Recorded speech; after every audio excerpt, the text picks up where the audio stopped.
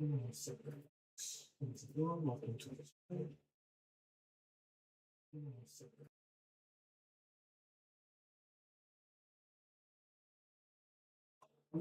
It's everything. Got a lot of stuff to do. Took care of some stuff on Sunday today too. Got my dad's phone fixed. Did a lot of crap today.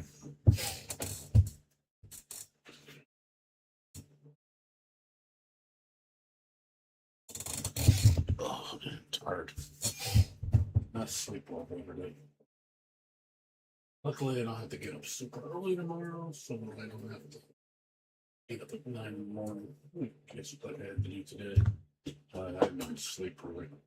I slept like 30 minutes and then I took a nap for like 4 hours. So I've only slept for like 4 hours and a little bit. So I'm not exactly rested. Hopefully tomorrow I can sleep all the way to 1 o'clock and then I gotta do some. I gotta take my roommate to somewhere and drop off a package. And I have to might get some Chinese food tomorrow for dinner. I haven't had Chinese in a while.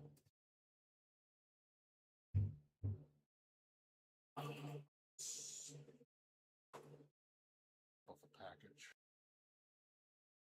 Yeah. What's up, Eddie? What's up, Templar? What's going on? Yeah, I saw. Sorry, I'm tired right now. I'm just, oh god, I did not sleep well.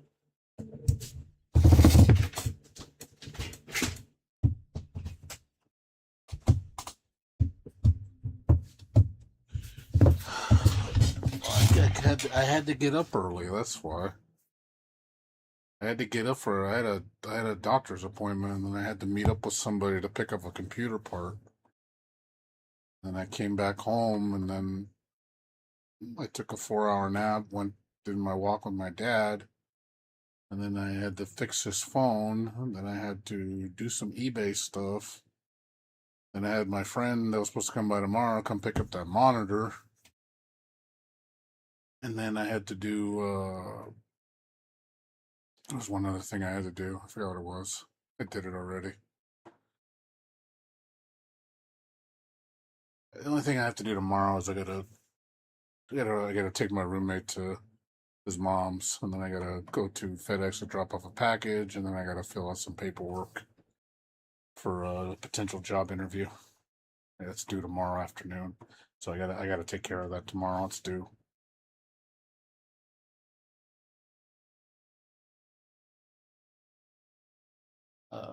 Glass tooth. Yeah, I saw Trinity. Yeah, Trinity Glassfield.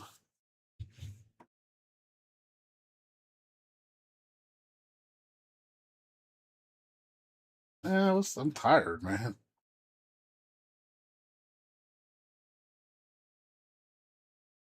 All right, I'm kind of out of it, so that's why I'm talking all blech.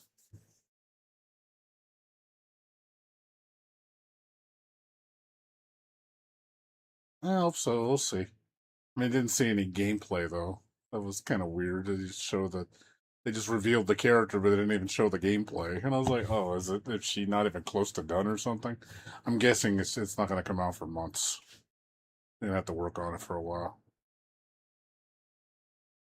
We'll see. Yeah, I'll be okay. Just like I said, I'm just tired. Yeah, I do. Are you talking about what I said is wrong, or it was what Addie said? Templars. What are you? Who are you complaining about? Who upset you? I don't understand. You're saying that what I said was wrong, or like what's the problem? Like why are you so upset? Trying to understand what's going on. You're mad at me, or you're mad at? Oh, okay. I think why?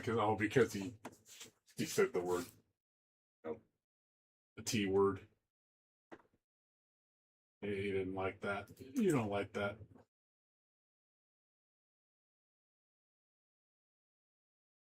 Is that why you're upset?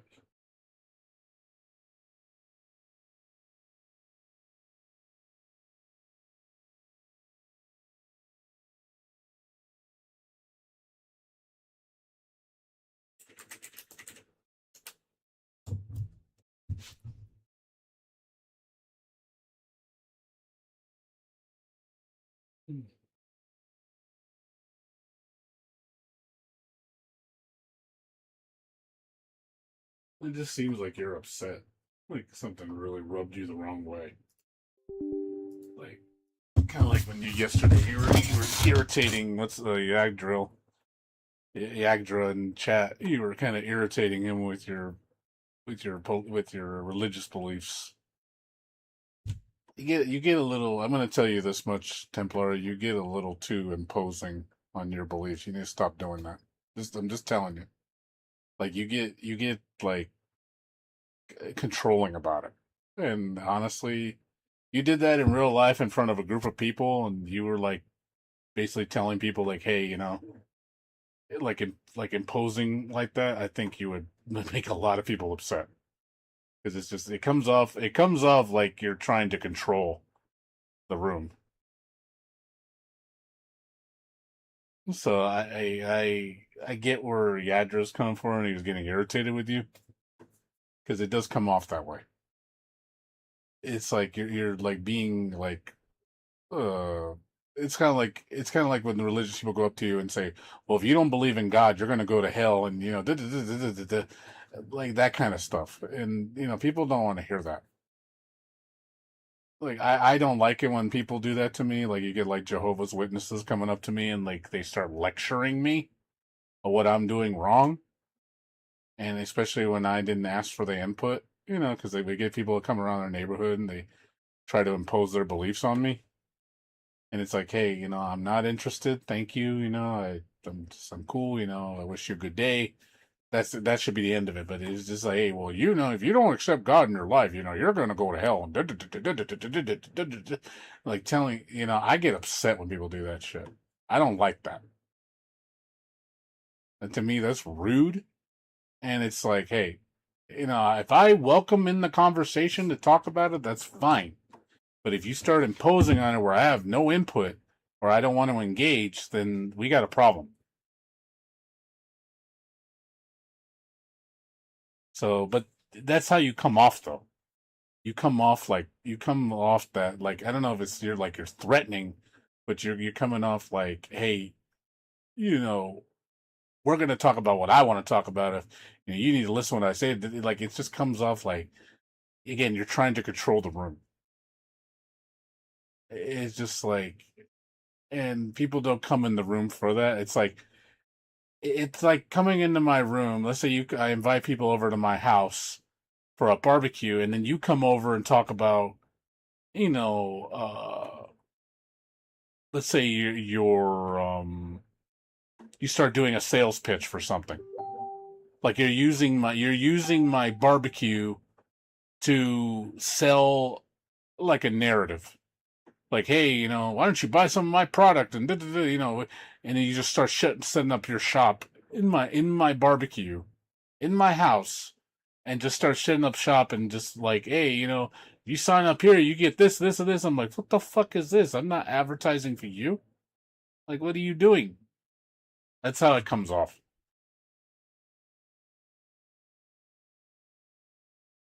But I'm just telling you, that's how it comes off. That's how people perceive it.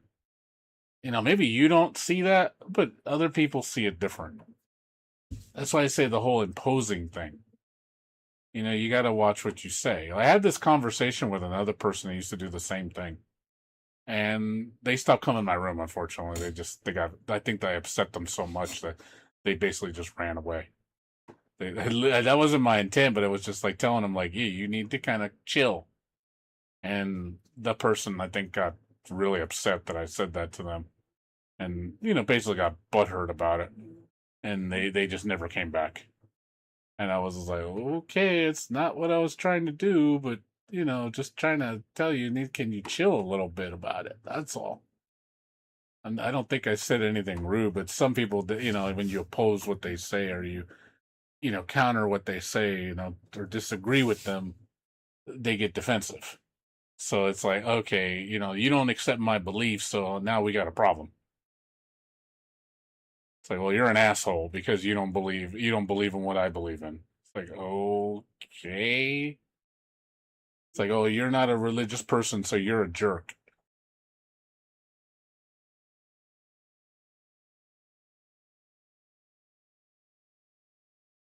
That's all. That's all. I'm just saying. I'm just trying to remember what I told you guys about yesterday when I was talking about how I handle situations. I talk things maturely. Now, let's say Templars told me to F off. Let's just say he said that to me. Or he's like, oh, well, I'm right and you're wrong and F off. I don't give a shit what you say. If he would have said that to me, then and my tone's gonna change. And then I would go into my stage 2 mode and be like, all right, okay, nice. The nice gloves are off now. Now I'm gonna get into your face. And I was like, okay, now I'm gonna tell you like this is what you need to stop doing. I'm gonna be stern about it. I'm gonna be probably a little rude. That's just saying, but I'm just showing you how my mannerism, how I handle things. So obviously, I don't need to raise my voice and get all confrontational with you and get in your face because it's like I don't think you deserve that. But I will explain it to you. Hey, this is what I think the problem is, and you probably want to reflect on that. That's all.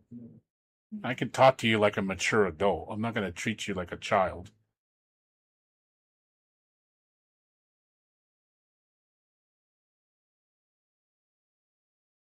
That's all.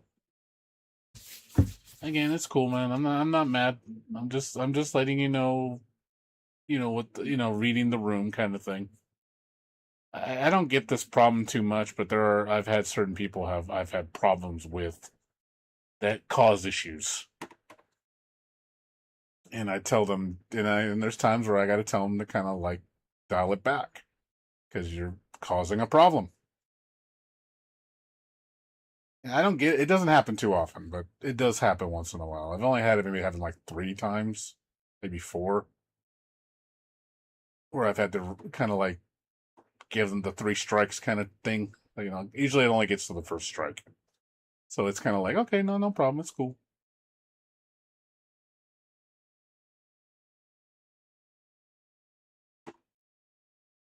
Yeah, again, but again, it's just the whole thing imposing. Right? Don't try to impose. Like again, you're trying to control the room. Like it's like hey, like I'm gonna use H Galleon's stream to promote my philosophy. Let's say we made the whole stream about your philosophy because it's just about you, and you basically hijack my channel to do that, and you're basically just I'm just like okay, what the fuck, that would piss me off because now it's like okay, now this channel is about you. Apparently now it's not about my channel, what I want to do. It's about all about you now. That's how it can come off. And then that now you have a problem because now you're like okay, it's like again you're going into my house and then you hijack my house and then you start pushing a political narrative in my house and then basically saying like everybody needs to pay attention to me because I'm in what I am saying is important and nobody else talk about anything else. It's like okay, when did I allow this? That's how it comes off.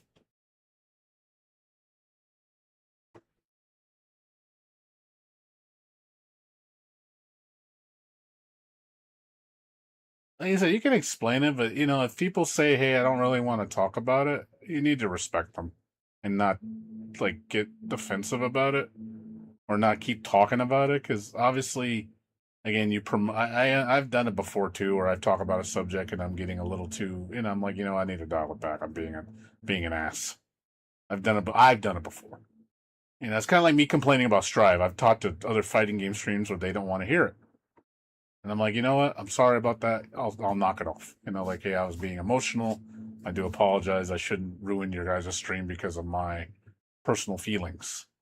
So, I understand where they come from. So that's why I can relate. to understand the situation. That's why I back off. Because it's like, hey, I'm being a jerk now. Because now I'm making the room about me. Because that's what I want to talk about. Now, if the situation's like everybody's talking about it, then it's like, okay, that's cool. If everybody wants to engage in it, that's fine. But if I'm really like, when people are just like, dude, what the fuck, man? What are you doing? Like, I don't want to talk about this. Like, I came to this guy's channel to watch, Neverness to Everness, not to hear about, what would Jesus do? That's all.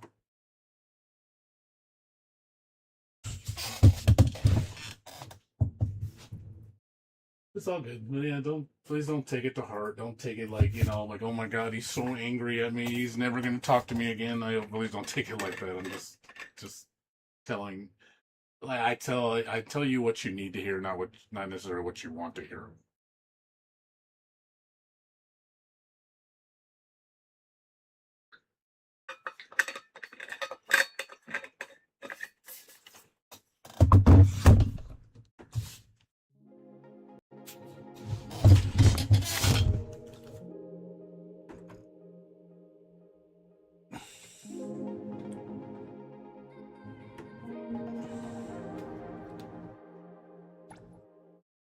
About games? What games right now?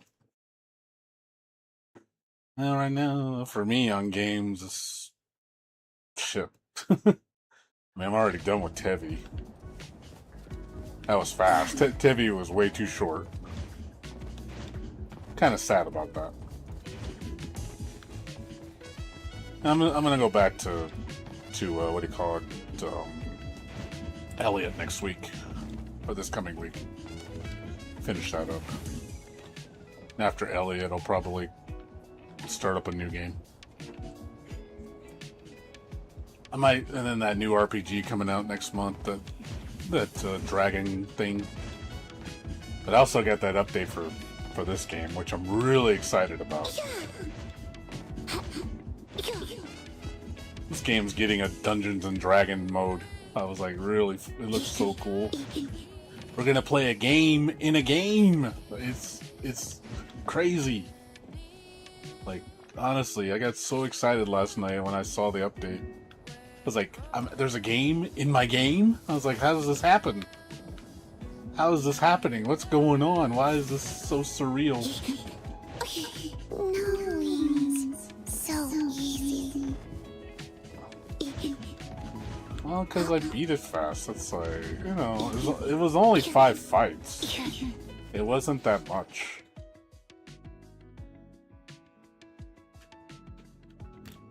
It wasn't really that much content. Unfortunately.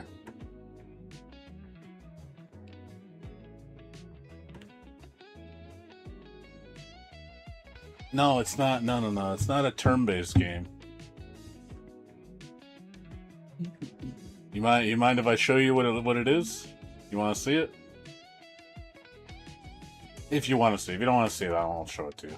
I think the mode looks incredible. It is so much more than I didn't think it was going to be this big of a mode. Like, it's like a full-blown retail RPG in a gacha game.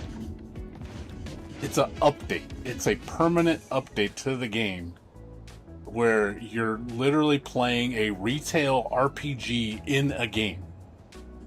It's like, what the fuck? Like, it's crazy to me. Like, I've never seen anything like this before, like in a gacha game. It's nuts, dude. The fact how much content there is, like, for a update, it's just like, is this for real? Like, you would pay $60 for something like this, and then they're giving it to you as a free update.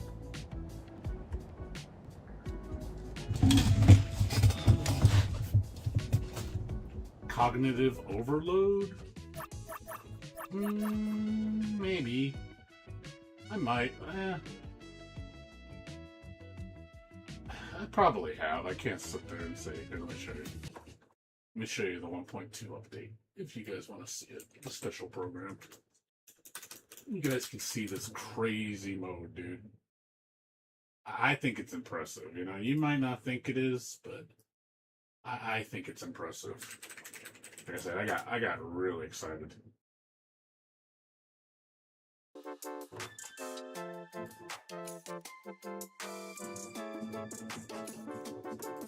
I'll show you it.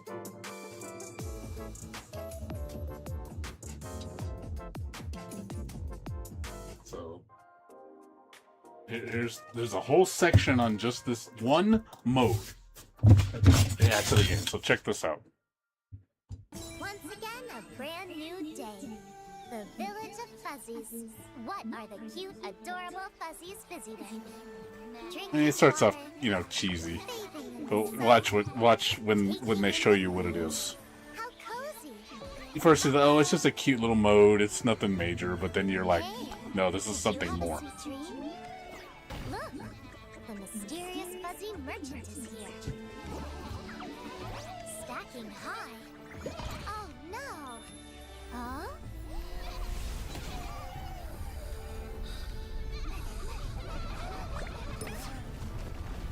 Seems like we have a guest.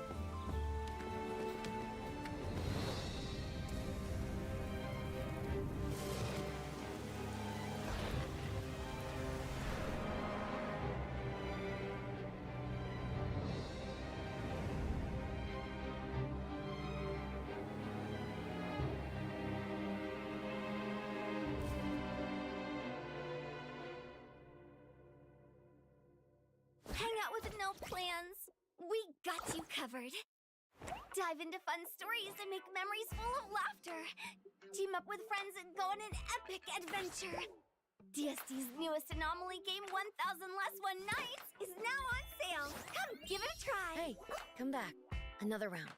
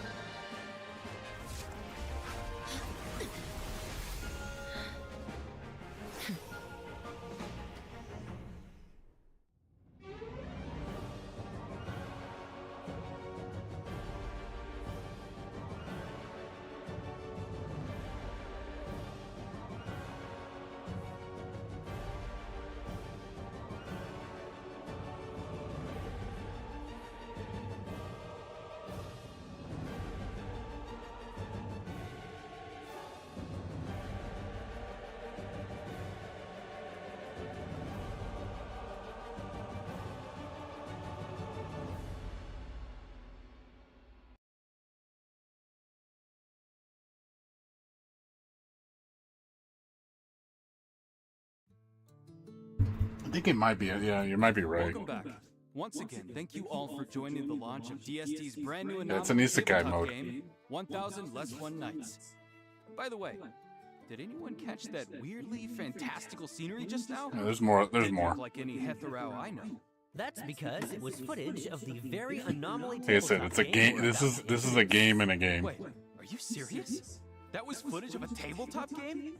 I'm dead serious. 1000 Less One Nights is a tabletop RPG. In version 1.2's new main story, we become characters on the game board and live out a full-blown fantasy adventure. A tabletop game that doubles as the way the new story unfolds. Now that's a novel combo. 1000 Less One Nights weaves a story perfectly tailored to its players.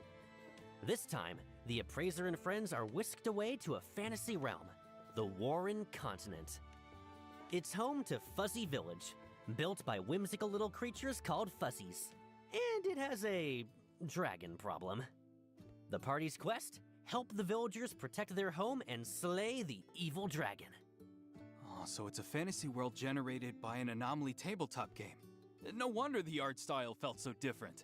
And in that footage, I spotted several regions with totally different climates and terrain. Come on, give us more details. You got it. In this story, the 4-member party of the Appraiser, Mint, Iroi, and Shinku sets out from Fuzzy Village, onto the grassy plains of Warren. From the plains, they venture into distinct regions: Volcano, Icefield, and Lakelands, battling different monsters along the way, before finally reaching the heart of it all, the Dragon Keep, to slay the evil Crimson Dragon. So the Crimson Dragon is the big bad boss. Look at this thing, it's terrifying. Can we actually beat it? If you want to take it down, pay close attention to what comes next. On the Warren continent, each member of the 4-person party has their own class. Defeating monsters earns XP to level up your characters and boost their combat power, with a chance to receive gear, along with all kinds of items you can trade at the shop. There's a gear system too?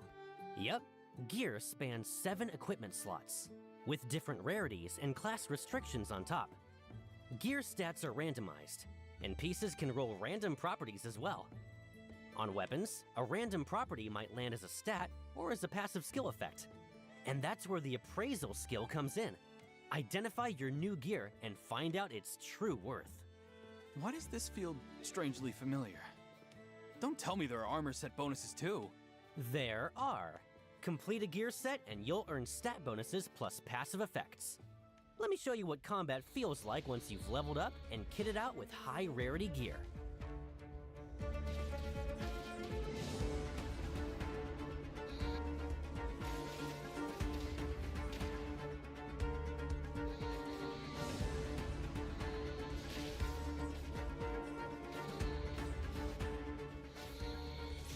Oh, that's the stuff. Mowing down hordes is so cathartic. On top of everything we've covered, the gear system has an even rarer category: accessories. Some accessories don't just boost your power, they come with effects you'd never see coming.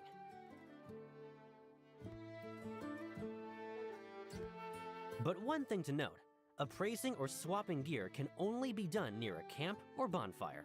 Camps? Tell us more. Camps are where players rest and regroup on the Warren continent. There, you can recover stamina and swap gear, or interact with the mystery Fuzz merchant for appraisals, trades, and a bit of conversation. While adventuring through each region, you may also run into other NPCs, and some will even hand you quests. Keep exploring, and you might stumble onto hidden stages with special rewards. Hold on. Did I just see the character models change when gear was swapped? You did! What you wear is what you see, and that's one of the Warren continent's signature features. Some equipment slots in the game have their own dedicated models, so the moment you swap a piece, the change shows up on your character in real time. So as you play, you can chase stronger stats, or hand build a look you love piece by piece. Personally, I'd say that's just as fun as pulling a legendary tiered drop. Could we get a look at the gear on all 4? The Appraiser, Mint, Iroi, and Shinku? No problem.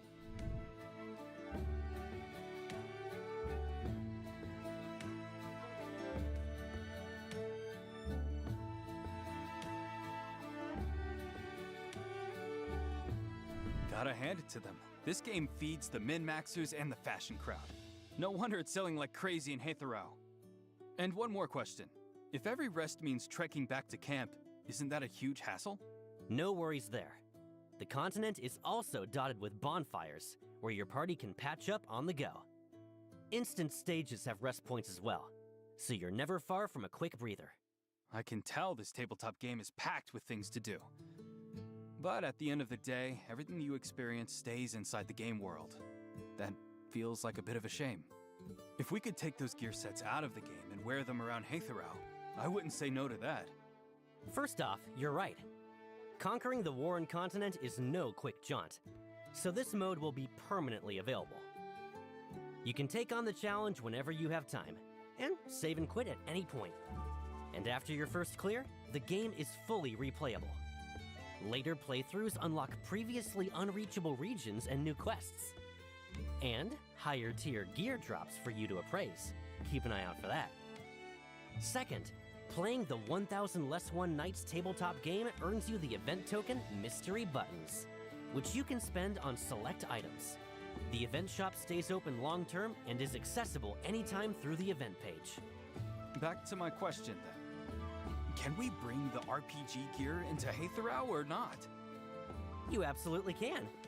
The event shop lets you exchange for select in-game gear as outfits, wearable right in Hathorau. And since we're on the subject, let's get into the new outfits for this version. In version 1.2, beyond the 1000 Less One Nights adventuring looks, we've prepared outfits in all kinds of styles. Over the course of several updates, a total of 19 brand new outfits will be making their debut. 19? That's quite a lot. Yep, let's start with the 1000 Less One Nights outfit series.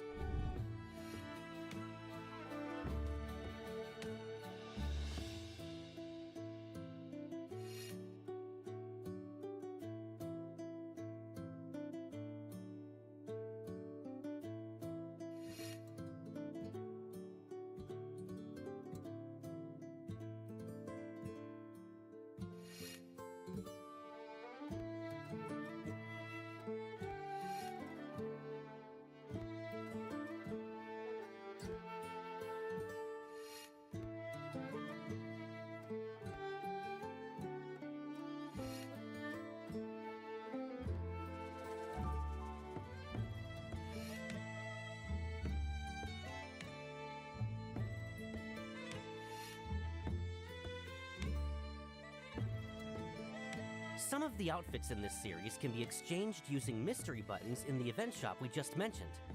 A heads up though, while you can mix and match these pieces freely on the Warren continent, back in Hathorau, the outfits are sold as complete sets only. Individual pieces can't be swapped or worn separately. Also, Shinku's Dragon Knight outfit comes with special skill effects. The 1000 Less One Nights outfit series also supports recoloring. Use the matching dye orb item to unlock alternate styles for each outfit. Dye orbs are likewise available from the mode shop. Beyond the colors, each outfit's textures and patterns get matching style adjustments too. The first batch of recolorable outfits is shown here, with 33 styles in total.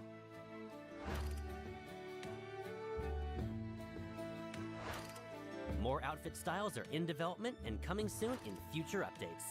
I'm so looking forward to that. Now going back to version 1.2, what other outfits are we getting? Plenty. Shinku and Iroi are each getting What's brand up, new Maddie? city wear, plus breezy summer outfits. I have no Let's take a idea. look. I don't know why people hate her.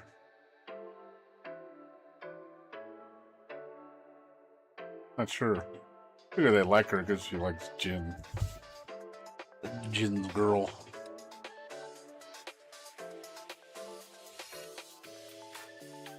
But yeah, this mode's pretty crazy. I don't know how you guys feel about it. I think this is pretty like next level. To me. I think for a gacha game, this is next level. I've never seen like a patch like this in a gacha game, giving you something this extensive for free. Like, to me, this is nuts, dude. And the fact that it has New Game Plus on top of that is crazy. Hey, those are great. I can practically feel summer coming already. You can actually play after you beat it. After you beat the game, you can play it again to unlock higher level content and new areas and new bosses. Arriving in version 1.3. So it's just, to me, it's like, what the fuck? Swimsuits of their own. Like, Yes, beach that's dates with the crew and nuts, a camera roll dude. full of bagel-worthy photos. Here we come. We've thrown a lot at you, so let's take a breather now. Here's the second redeem code for the day. We'll I dive think into it's the next impressive segment as shortly. shit, dude. I think people are sleeping on this shit. They really are.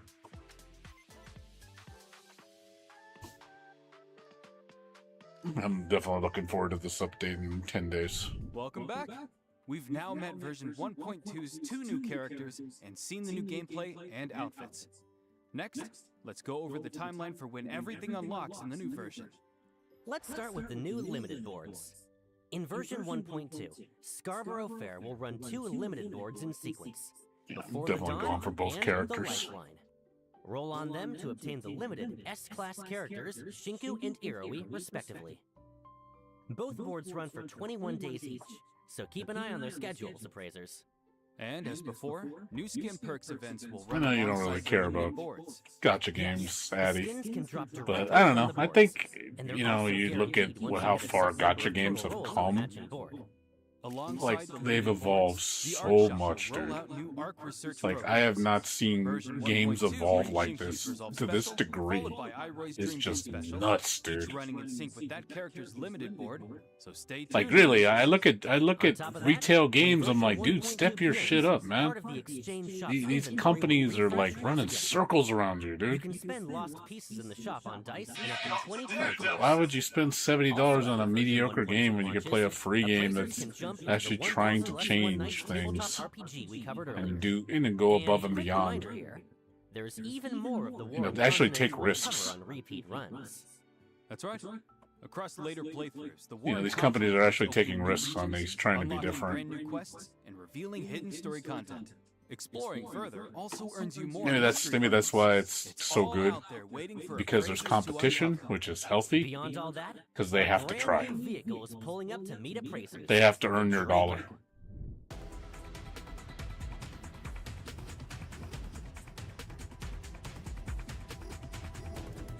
So I think people need to have, like, stop looking at it as such a stigma with gacha games. Like, they're not real games. They really are.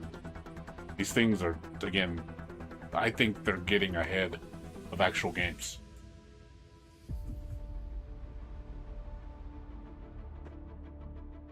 I like this bike, dude. Bike looks so badass. It reminds me of the Bat bike from the Batman movie. It functions the same way. Such a badass looking bike, dude.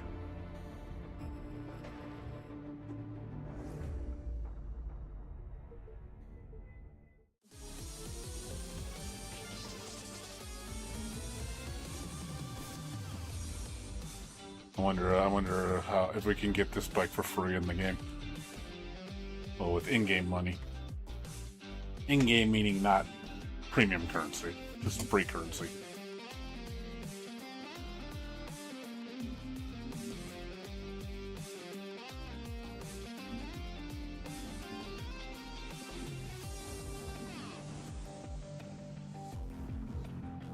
It just does. Like I said, when I saw the Tron thing, I was like, okay, that's badass. That's so badass. It's Tron, bitch.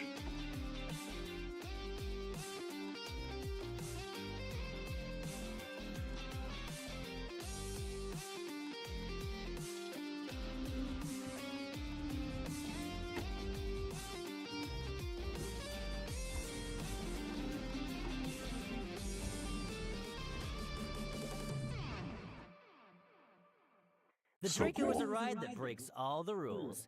Structurally, it's nothing like a traditional motorcycle. It can strafe sideways, and while riding, you can even make the whole frame lift clear off the ground.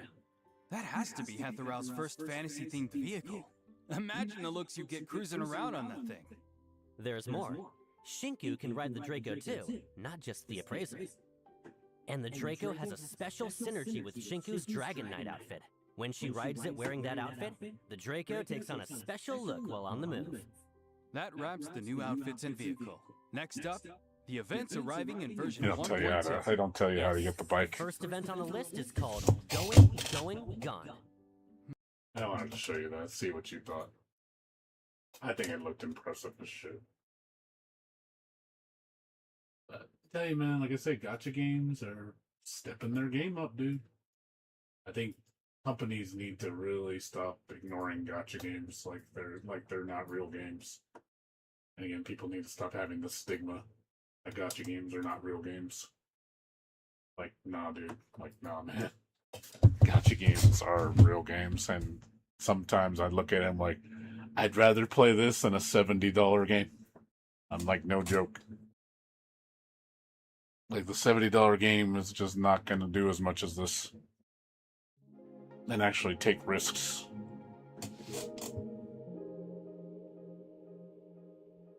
I think that's what we need in this industry. Is we need risk taking again. We need competition.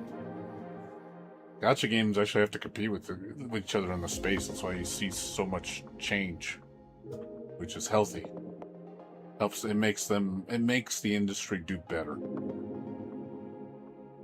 When they're not competing with each other and they're being passive, like what you're seeing now in a lot of industry, they're not really competing for your dollar.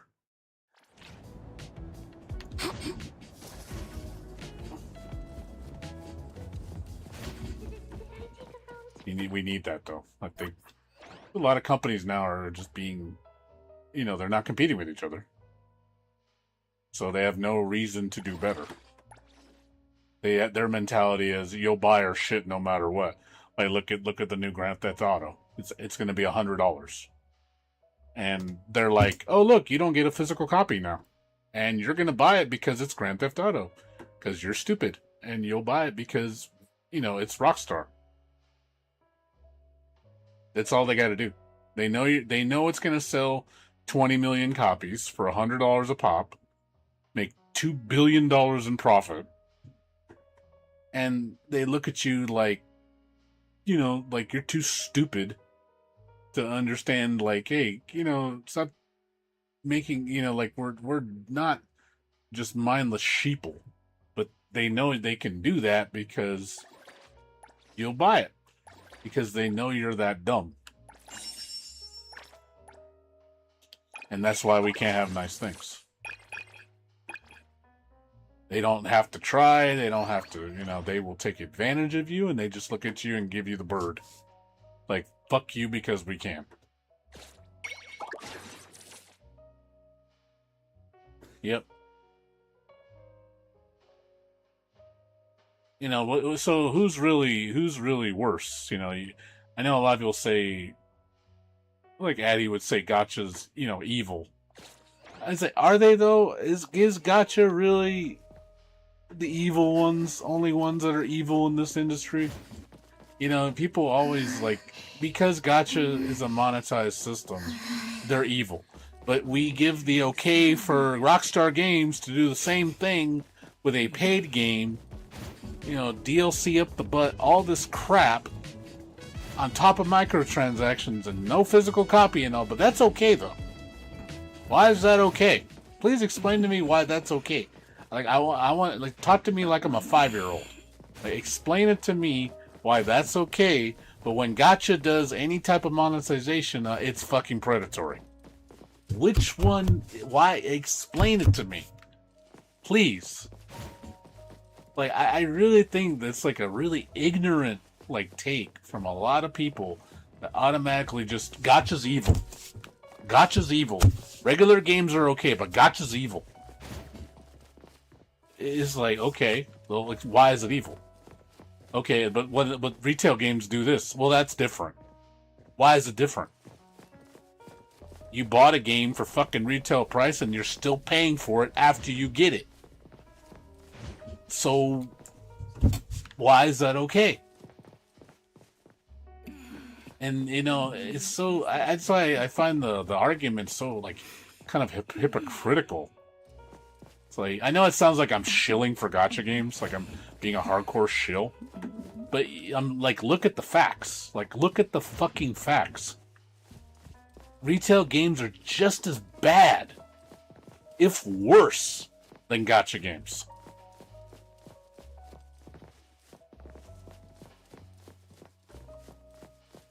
Look at Final Fantasy 14. Look how predatory that shit is for a online subscription game. You see how much microtransactions are in that shit? How much crap is in that game? How many tens of thousands of dollars in microtransactions there are? Why is that okay? Why is that okay? Explain it to me. Why is that okay?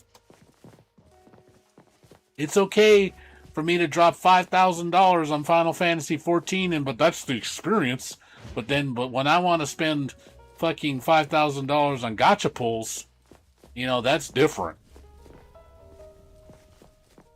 It's like you don't own either one at the end of the day. You do know that, right? Because once the game goes down on either game, you don't own it anymore. So again, explain it to me. Why are they... It's okay when 14 does it, but, when a gacha game does it, it's evil. Like, seriously, like, Templar, Addy, like, explain it to me. Like, why is that okay? Like, why am I wrong in that assessment? Like I want you to argue with me and present a case. Like, you don't have to agree with me. You could totally believe that, those games can do that and gacha's still evil, and you tell me why. But it's like when you put it into perspective, like really, I don't see how people have a leg to stand on to saying it's okay when they do it. Because you look hypocritical. Honestly, you look like a hypocrite.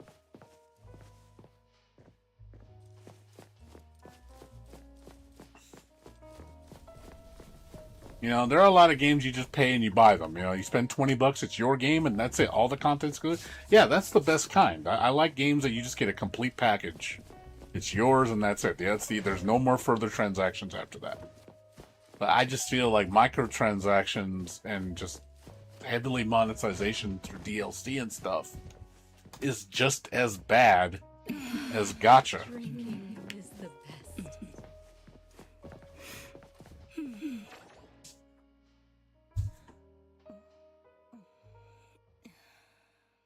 They are both going to manipulate you.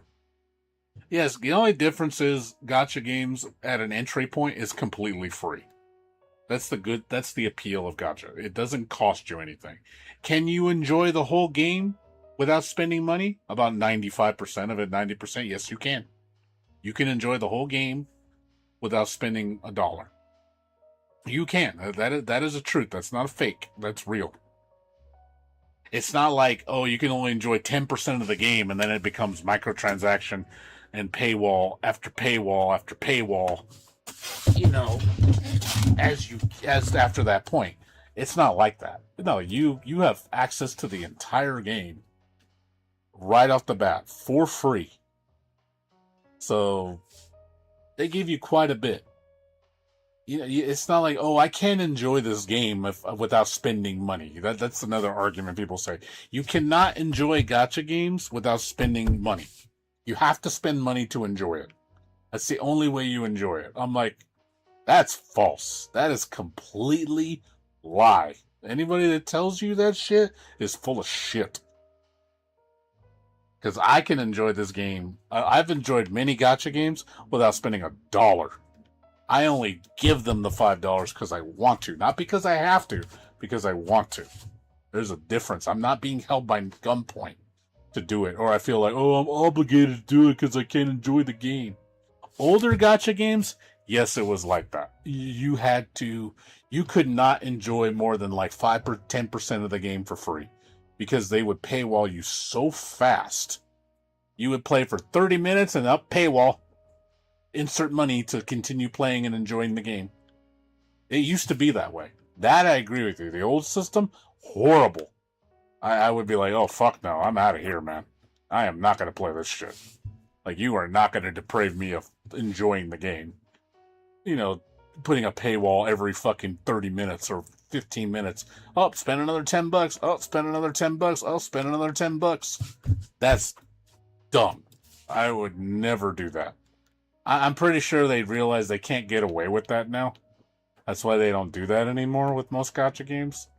They have to give you a good game. They realize that since there's so much competition in the space, they realize that they can't just do the bare minimum anymore. Because there's too much competition between other companies. So they have to fight for your money, meaning they have to give you more value. So they have to give you and now they have to realize that, hey, we can't just give you a really shallow game anymore. Because now, that's like, not even a bare minimum, that's below standard. So no one's going to play our shit if it's shallow as crap. They have to make the game, engaging to play. They want you on it long term. You have to be invested. So they have to give you a good game to play. And the whole thing about, and I do believe a lot of these companies are philosophy now, well, especially the good ones, they say instead of making it gotcha first and game second, they don't do that anymore. Now they make it game first, gotcha second, that's how you do it. That's the smart way to approach it. They need to make sure it's a good game first and foremost before they build gotcha on top of it. I understand they need to make money. I get it. They can't just give you this all for free because they'd be bankrupt. I mean, anybody with a sensible brain should understand that you can't survive on just free. It's not going to work. They spend too much money investing into the game to just say, we're just going to give it to you for fucking free and you don't have to spend a goddamn dollar. Like, well, I'm not that dumb. I'm not going to be like, that's okay, of course not. You would never do that to somebody. But at the same time, it's like, hey, they got to make money. Obviously, it depends on the person. I mean, some people, yeah, they're very weak-minded when it comes to gambling and gotcha. They can't control themselves. That's obviously a personal problem. I mean, I don't have that problem. See, I'm not an addict. But there are people, yeah, sadly, that they get manipulated by that. And these systems, because of FOMO, but, I do think that's more of a self-induced problem because you allow it to happen. No one's putting a gun to your head to buy everything in the game.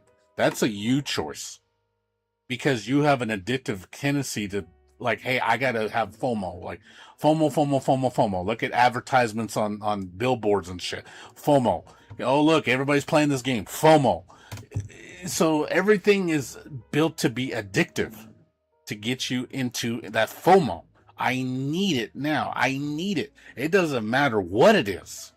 So it's like, okay, but people just automatically say gotcha's the only problem. But it's when other things do it, it's like, oh, it's different. I'm like, no, it's the same shit.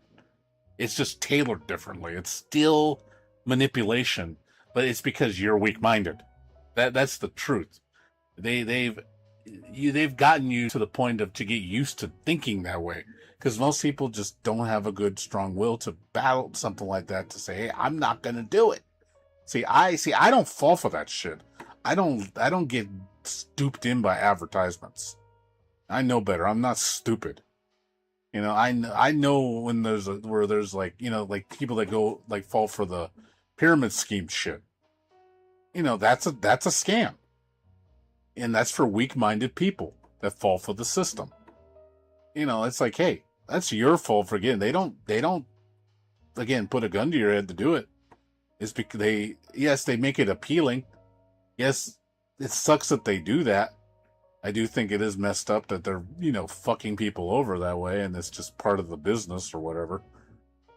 But ultimately it is your problem. You're not smart enough to understand that. You should know better.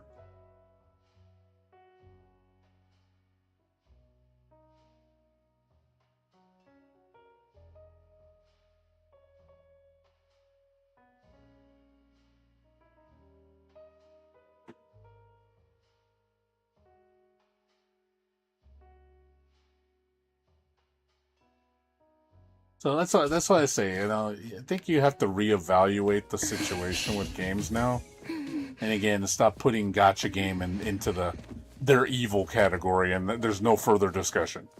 Like it's just bad and shouldn't exist. But we'll tolerate everything else though. It's okay when everybody else does evil, predatory things, or because reasons. I don't know why. Like it's okay what Rockstar's doing. They can charge you $100 for a game, and then charge you season pass, and then microtransactions, and this, and that, and this. That's okay though, because Rockstar, because Grand Theft Auto, it's okay. But God forbid, oh no, that gotcha game, man. Oh man, it's the devil. It's like, oh my god. It just. I'm sorry. It's just that argument just sounds so stupid to me.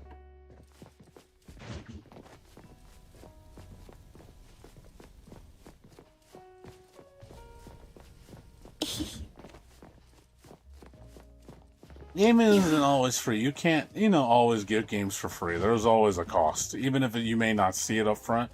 It's like the games that not Humble Bundle, Epic Game Store. They give you free games every week. You know what you're doing when you get the free game. You're basically giving away your personal contact info, like your email. I'm sure they're selling that information to other people to reach out to you, because now they can be like, oh, cool, I can send you advertisements. I'm sure they're getting something out of it for you getting that free game. Believe me. You're not just getting it for free.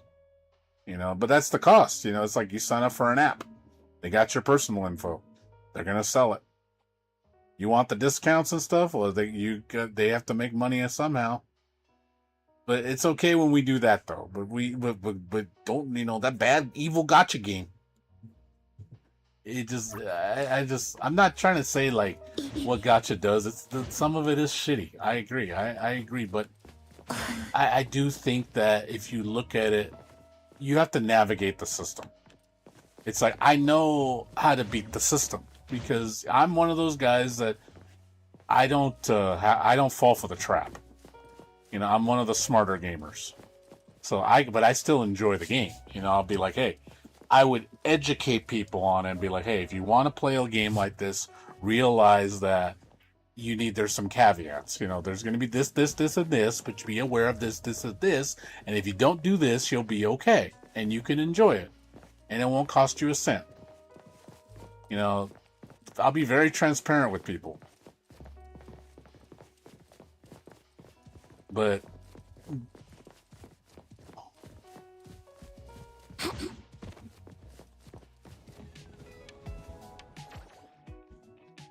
that's all.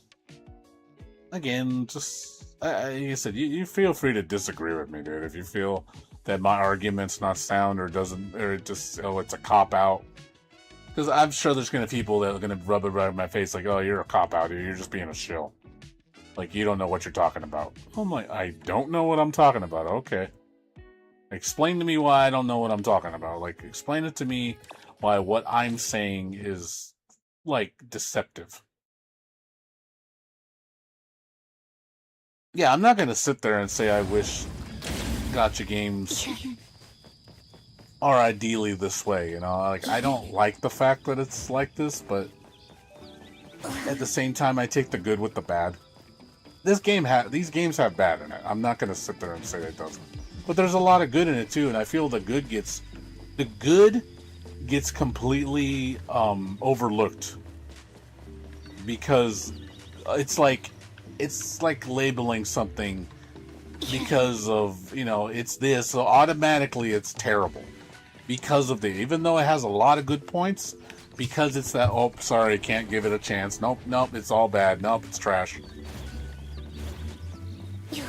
But then when we talk about games like Rockstar and Grand Theft Auto and they do this, well, it's still a good game and you still need to buy it. It's okay. It's just, it costs a lot of money. Like, it's just the bigotry. It's just like, why is this okay? Like, I'm not saying you can't buy the game, but don't sit there and tell me, like, if the Rockstar's holier than thou, and then, but anybody else that does this is evil. It's like, you're so full of shit. Like, it's like they're just as bad. They just do it a different way. The difference is they gouge you up front. They do it up front to you. You get fucked off the bat. There's no playing it for free. There's no trying it out. It's get ready to shove this dick up your ass $100. And that's just to get the tip in. Oh, there'll be more to come afterwards.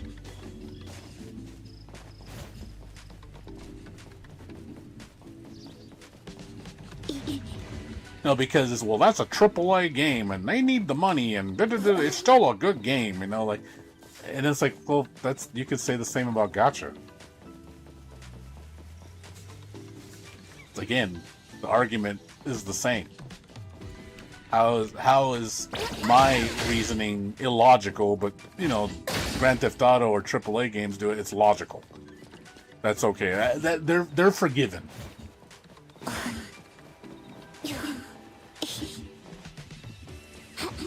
That's why I think it's kind of messed up when people label gacha games like they're the epitome of evil. Like, it's all evil. It's just there's nothing good that comes out of gacha. Like, it's all pure evil. Nothing good. But it's okay, but Rockstar, that's different. You know, they have a couple slip-ups, but, you know, it's still the best shit ever. It's like, okay. I hear the hypocrisy all the time. Same thing with Nintendo. You know, hey, we're going to charge you for this collection for $90, $80, and then charge you another $10 to enhance it to the Switch 2 edition of it. Well, they need the money, and it's like, okay. Why is that okay, though? Well, because it's Nintendo, you know, they're a good company, and you know, they can't pot, you know, they're not bad. It's like, okay, whatever, man.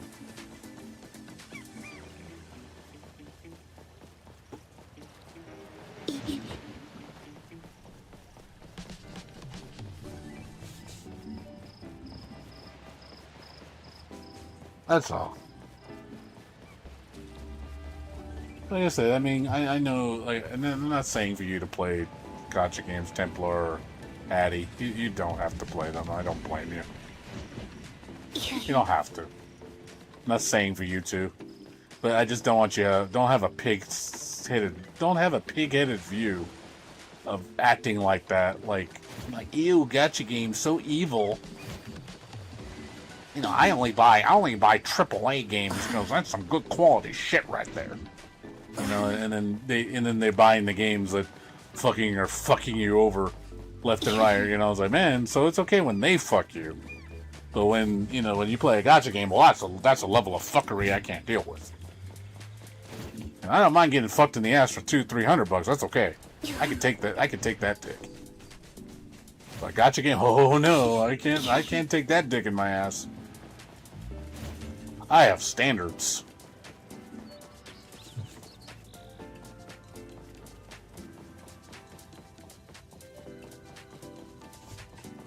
And that's what I hear. That's the shit I hear. When people like label gacha games like in a negative light, or they don't call them real games. They're not, they're fake. I kind of want to pet Officer Whisper. People are very dismissive of gacha games because of stigma. They have a bad stigma about them. Because one, they're shallow pieces of shit, and two, they're monetized. They're the greediest type of games in the world.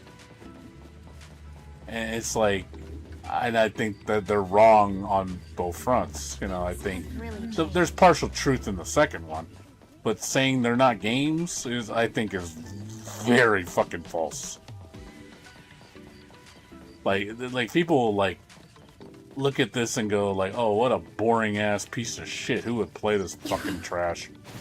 That's what people talk about gacha games. They think of it like, so they're so dismissive of the game because they're like, no, this isn't what real people want to play. Real games. I'm like, real games? I'm like, okay, explain to me what real games are.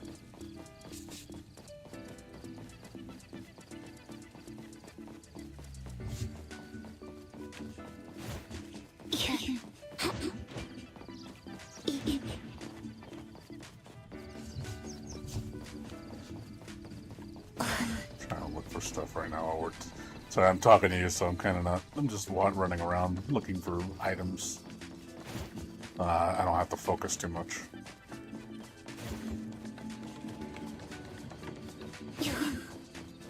That's all. Like I said, it's just... I know I'm very fond of gacha games. I used to hate them. I would never play these things. And then Genshin Impact was the one that changed it for me. I think that was the game that changed my view of gacha. Because I was like, wow, I think we're seeing an evolution. People are dismissing it too much. They're looking at the game and going, it's one of those boring gacha games. They're so shallow and lame, and they just take your money all day. That's the stigma that people have with a lot of gacha. I know a couple friends, they refuse to play these games. They will never play these games. They're like, hell fucking no. I will burn myself alive before I ever play one of these. Like, these pieces of trash. I'm like, okay, man. It's like, it's this is not what it used to be, man. Things have changed. Like, I really think the gacha scene has caught up or surpassed the AAA scene. And they should be ashamed of themselves. I'm sorry, because these companies have competition and they actually have to fight for your dollar and they have to try harder. While these AAAs they rest on their laurels and give you a mediocre ass product. And you'll buy it still because name brand. What's up, Jayha? Gacha games are all lack. I sometimes can't tell if Jayha's trolling or not. He trolls sometimes. It does stuff and then I'm like, are you trolling or are you being serious? Like, I don't know. Sometimes I can't tell. The sarcasm. We were just basically just talking about how people are accepting of AAA doing predatory practices. And when gachas do it, it's different. You know, it's like, oh, that's bad. But it's okay when, you know, Rockstar sells your game for $100 piecemeal with DLC, microtransactions up the ass. But that's okay, though. Why is that okay? Like, please explain it to me why that's okay.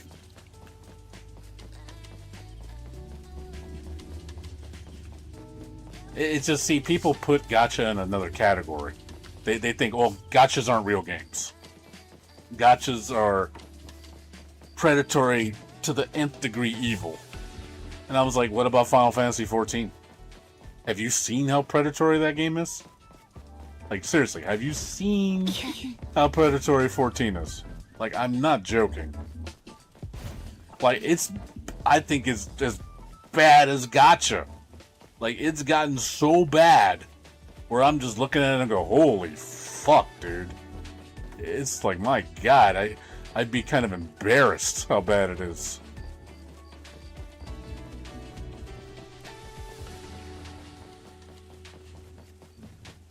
Well, that's what I mean. It just sounds like it's the scapegoat answer just to say gachas are the trash of the video game industry. But everything else is okay.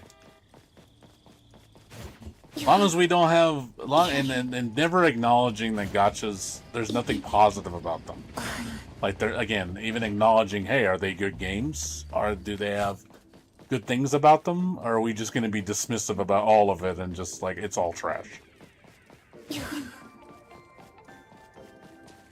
No, you get people... No, it's just, I hear this from people that are ignorant to the scene. And it's almost like they're stuck in the past. They have a very bad stigma of gacha because of, you know, the way it used to be. And it's like, I understand in the early gacha days, oh God, it's horrible. I'm not denying that at all. But gachas have changed so much since then. And I don't think people see that. And in some ways, I'm noticing the evolution of these games, why they've evolved, why they're so different now, is because, one, there's a lot of competition. That's why you're seeing a lot of risk taking, which is good. That we need that. We need that in our system. We need that in everything we do. It creates a healthy economy. We need competition in everything. That's why I think gacha games are getting so good. It's because there's so much competition. That's wonderful.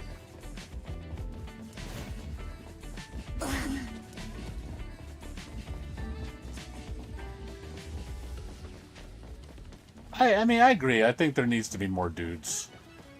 I agree with you. I mean, yes, I'm partial to waifus, but you know, I agree. There needs to be dudes too. I mean, love for the dudes. I'm not trying to deny that. The dudes need love. Shouldn't deny them. It shouldn't just be all girls. I'm all for the diversity.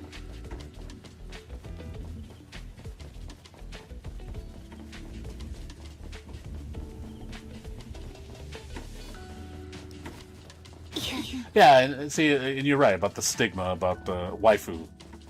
It's waifu slop. It's just, look, it's just big tits and ass in your face, and that's the gameplay. It's just big tits and ass. It's almost like, it's like paying for a rental porn. It's like, I'm gonna go down to this site and watch this 5-minute clip of a porno for $10, and then that's it. That's the extent of the game. Okay, cool. Here's this girl who's gonna show you her tits. Okay, give me $10. You know, that's basically. I think, yeah, that's what they see with gacha. There's nothing beyond that. That's the whole game. Like, no, like, it's not that shallow. It used to be that shallow. Used to be for sure. Not like that anymore. They couldn't get away with that now. There's too much in the space now for you to get away with that bare minimum ass job.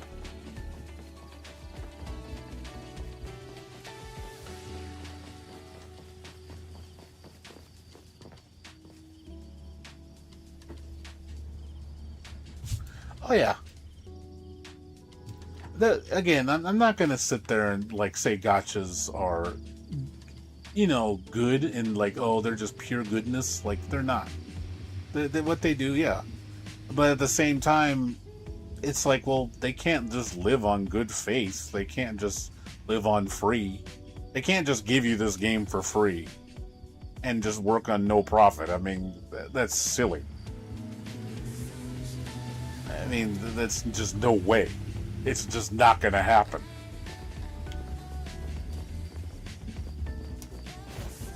And so, it's like, I get it. They got to make something.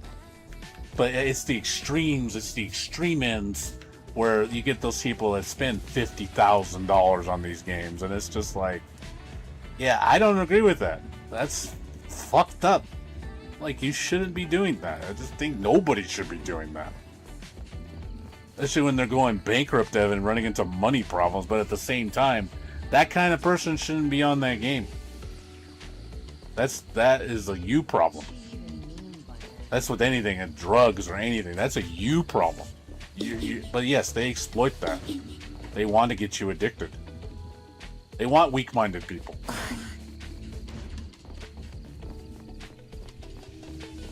It's a sad state of affairs. Yeah, it's the nature of the beast. I guess you could say it like that. Oh, Wolfguard. Yeah, and Arknights got some good-looking guys.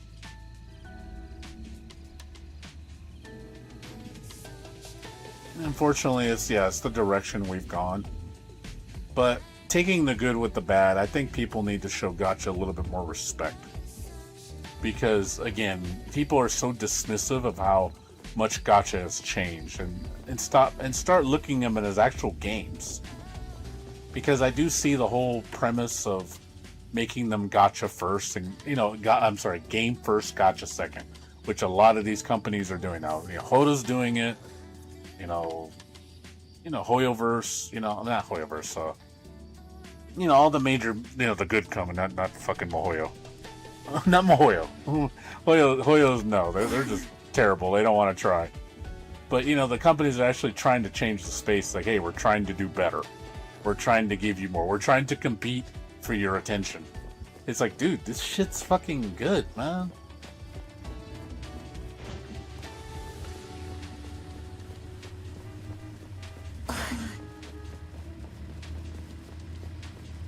Oh, yeah.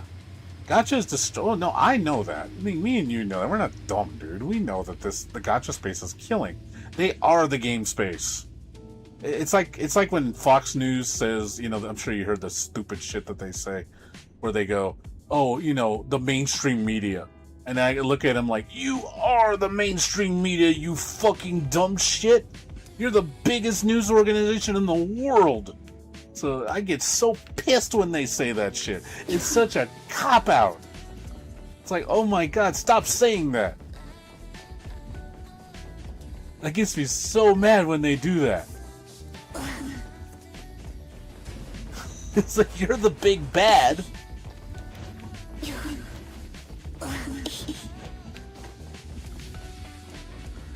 I know I got a little off topic there, but, you know, just that cop-out saying, I hate that shit. It's such a fucking cop-out.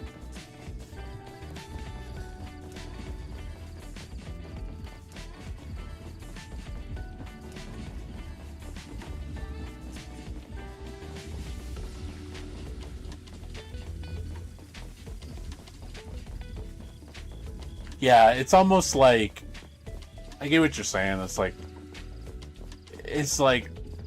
I'm I guess you could say the most evil, but I'm only 80% evil, so I'm not that bad.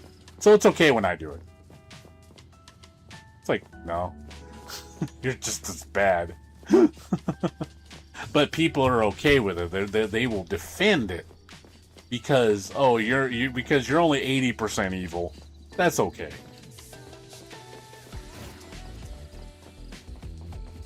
It's like, you know, it's like if you're gonna criticize it, criticize all of it. But also take the good with the bad too. Don't be dismissive of the good because it's because of this, but you judge things on a curve. Like, that's not right either. It's like, if you got to take the good and the bad in everything.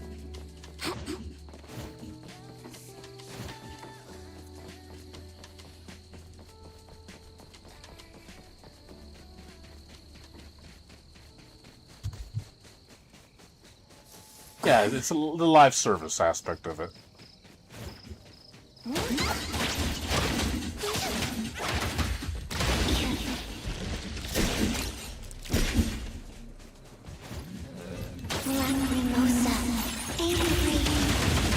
Oh, did you get the codes, Jayha? The 1.2 codes? Did you get those? I don't know if I did. I'll send them to you. Oh, we win the most. Hell yeah. Power to the gamers, man. Power to the gamers, man. Dude, I got so excited on the live stream. I ain't gonna lie, I squeed, dude. I squeed real good. I literally dropped my jaw when I saw the 1.2. Like, I know it sounds like, I'm not trying to sound like a fake streamer, like I'm overhyped. I was just like, wow, this update looks so cool. Like, I'm legit excited. They listened to you too. They talked about one problem you talked about very extensively, and they were like, we hear you, we're gonna fix it. And I was like, you know what, I know you were complaining about the mini games, like the activities, how kind of they need work, and they realize that they're incomplete, they're not as good as they should be. I'm glad that they're realizing that they're going to fix it. Like, hey, no, we're not going to just leave it how it is. So I'm glad that we're going to see better activities, and seeing the same activities get better.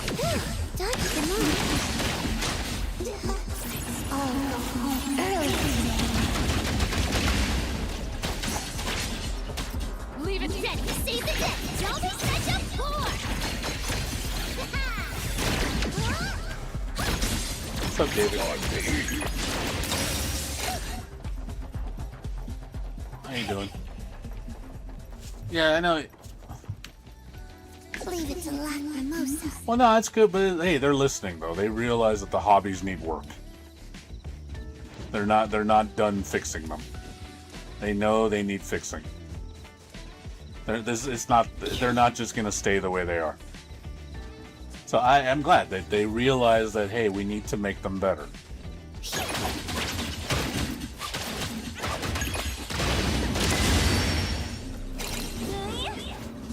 Combat needs work? What do you notice that's bad with the combat? Shift change. Hey man, put your feet back, dude. I'm sure it's a valid point. I'm I'm sure a lot of people probably feel the same way as you do.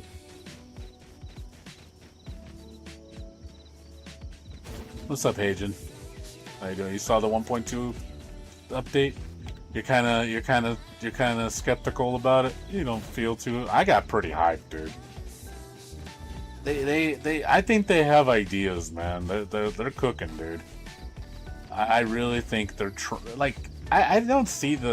I don't see Hada Games as just some shallow company that's just being super like lazy about things or being kind of like mediocre about things. I think they have a vision. Like, I think they do. I can see it. And, you know, the scale I want to see it now, that's a different story. I don't know if it'll meet my scale of expectations, you know, how grandiose I want it to be. I hope it does. I hope they meet it, but I do see the vision.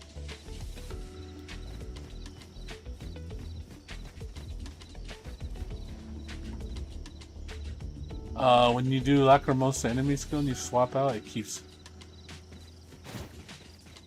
Oh, okay, I get what you're saying. Yeah, you're right. Oh, you mean like when I do this and when I tag out and it still does the... Isn't that what that's what Wuwa does, right? Like you do your assist move and it'll still attack the whole thing out? And then it doesn't cancel. I notice when you just cancel by itself, it stops.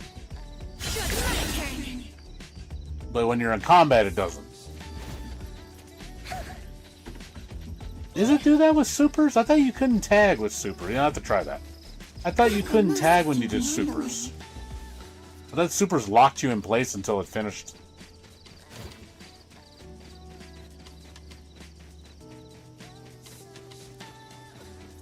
Yeah, you always spam. Oh, you actually like Mahjong?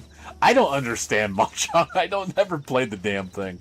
I have no idea how to play Mahjong. I've never bothered working on the mode, so I couldn't tell you shit. I have known nothing about it. I never understood the game.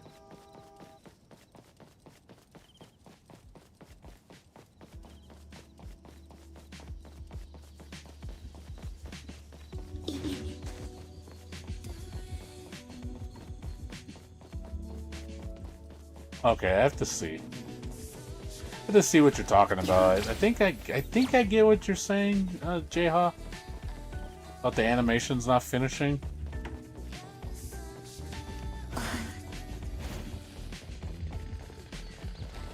Time to eat.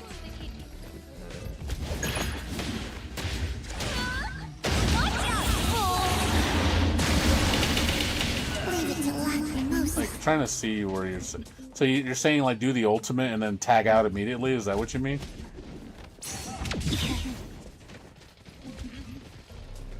I'll handle this. Okay, well, like, give me an example. What do you want me to do? To prove what you're talking about.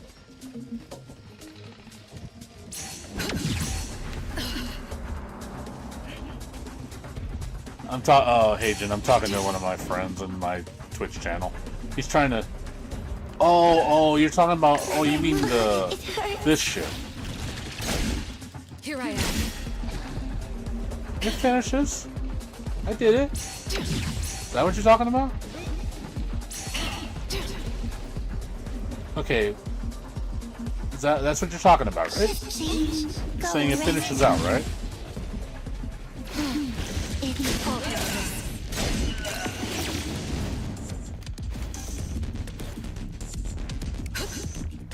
Oh, okay. Oh, okay. Let me see. Okay, I think I know what you're saying. Let me try it. Hold on. Here, what you see is an illusion. Oh, okay. It completely stops. I get what you mean. That's got to be a glitch. Yeah, it stops the... That sounds like a glitch. I don't know if that's intentional, but yeah, it sounds like the alt is stopping all actions when it happens. I get what you're talking about. That doesn't sound like that should be happening. That sounds like that's something that could be easily fixed. Yeah, no, I agree. Like, I get what you mean. So anybody that has like an assist type move, and you tag out and then do an alt super right away, it'll stop everything the character's doing. They will not continue their attack. So I get what you're saying. So that would also apply to lingering attacks, right? Let's say, you know, I'm doing like her move, I tag out while she's still doing it. If I do a super after that, she'll stop doing it. She won't finish it.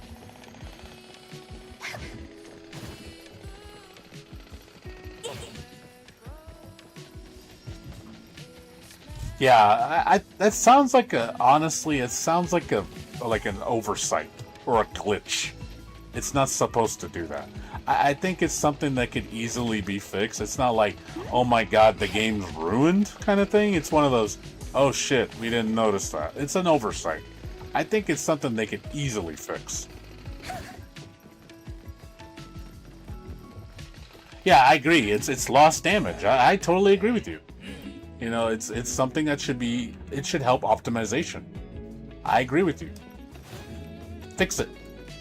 I'm pretty sure it's a fucking oversight on their end, where they didn't notice. Like, oh yeah, supers cancel everything. That's not good. Supers shouldn't stop everything else from happening. It's like almost like the super is like nothing else can happen when a super is happening. That's basically what the code is telling the game. Everything else that happens has to stop because of the super.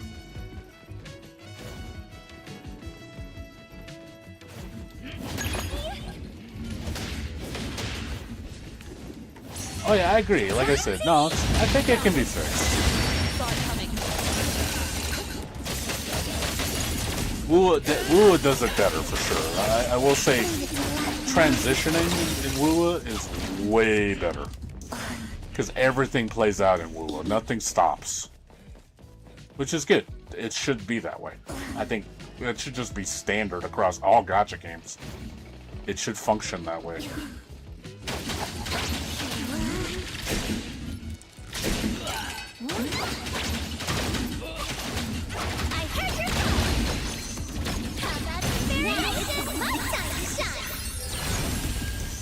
Here I am.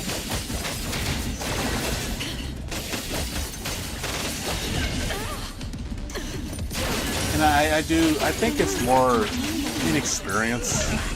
Like Hoda is not the most polished company. They're nowhere near Wua. The Wua team is a lot more on point with quality than Hada. Hada definitely, you can tell, is not the most, the most experienced, They have a lot of ambition, but they're not the best with the execution. So I see it. I still love them for what they do. I still think they have a lot of passion in what they do. I can see it. That's why I back them up so much, because it's like, hey, they're only going to get better. I know they care. They do care. I don't think it's that they don't give a shit. If they were showing me that they didn't give a flying fuck and they're just going to give you slop, then I probably would have jumped ship. I would have did like I did to Mohoyo and be like, you obviously don't fucking care. You're just taking advantage of your player base and doing the bare minimum and expecting me to stay loyal to you. I don't see that with Hada. Not yet, at least. Obviously, it's too soon to tell. It's only been 2 revisions. But so far, it's been getting better. And I hope it continues to get better. It's not perfect. I don't think it's ever going to be perfect. I think we're always going to have problems with this game. It's not the most polished.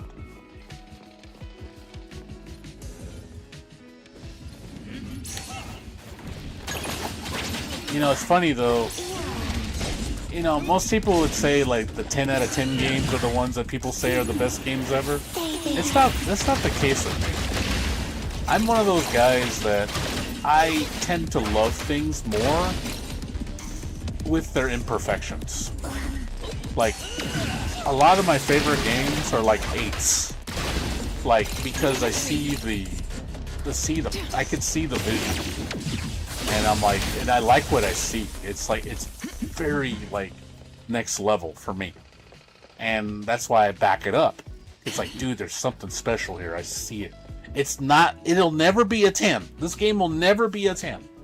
But because of what the vision I see, I put it on a higher pedestal than a 10 would. Like, a 10 is just, I don't know. I don't know why I think that way with games like that. I see games that are more inferior as something more special. And I accept their flaws along with their strengths.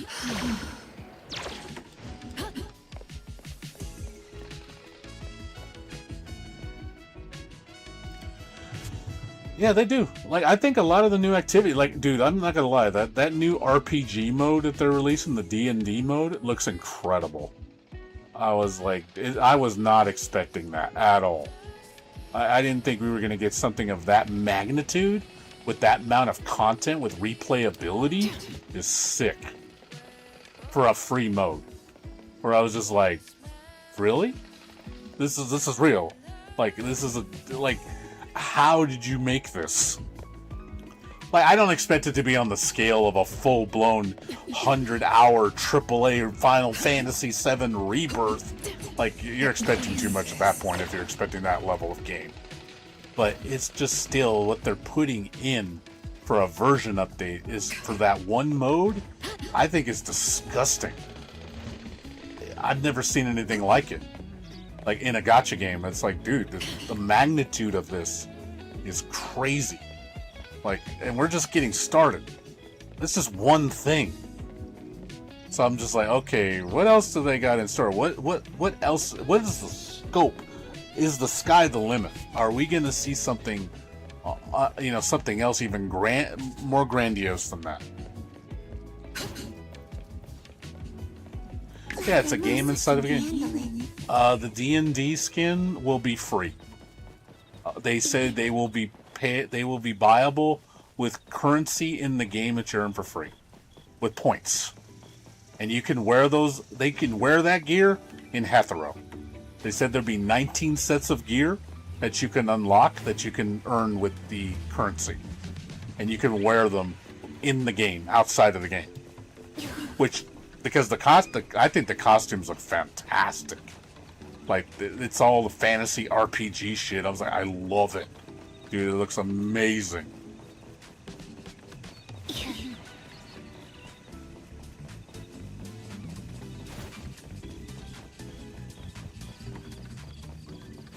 Yeah, that is a problem with gacha games. There is no closure. Because it never ends. Just like an MMORPG, it never ends. It'll just keep going and going and going and going and going. As long as the game's successful. Yeah, I kind of don't like that because you get tired of the ride after a while. I don't care who you are.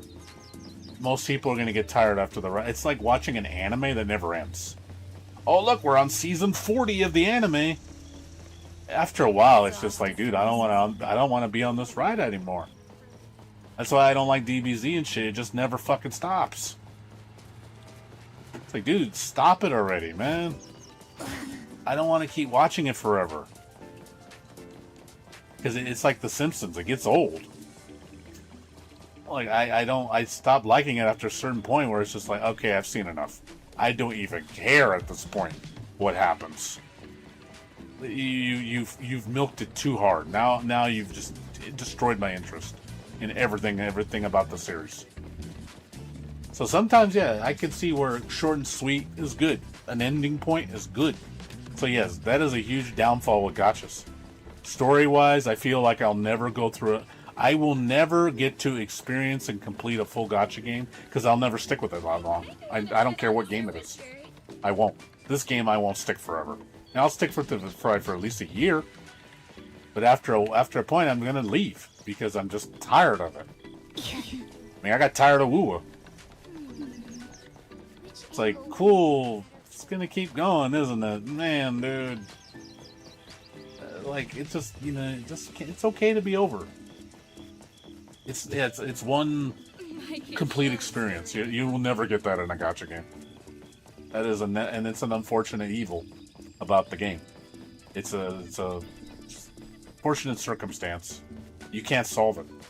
That's the problem with live service. You cannot have that ever. It will never happen. So yeah, that is very unfortunate. I would love the stories to end, but they're never going to.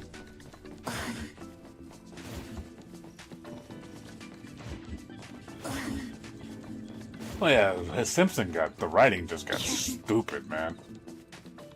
Like, you could just tell they're just phoning it in, dude.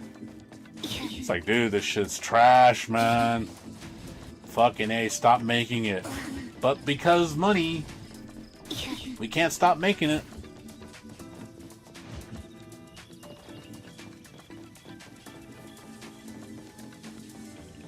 OGR, nice up to clean, I'll see platinum, yeah.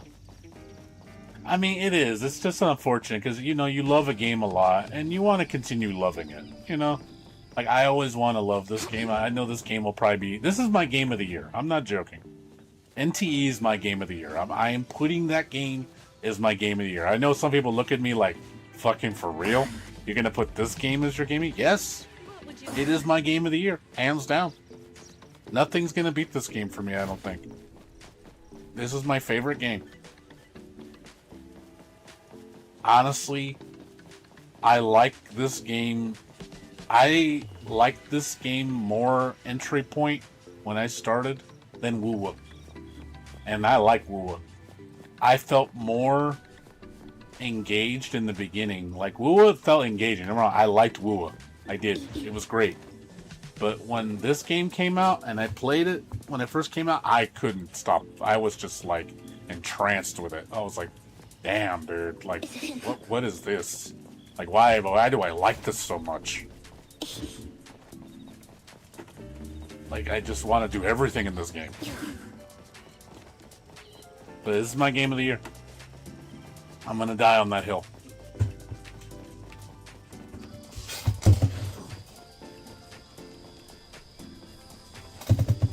No, but I still loved it though. I loved Woo-Woo because it is what Genshin should have been. That's, you know, Woo-Woo was the better Genshin.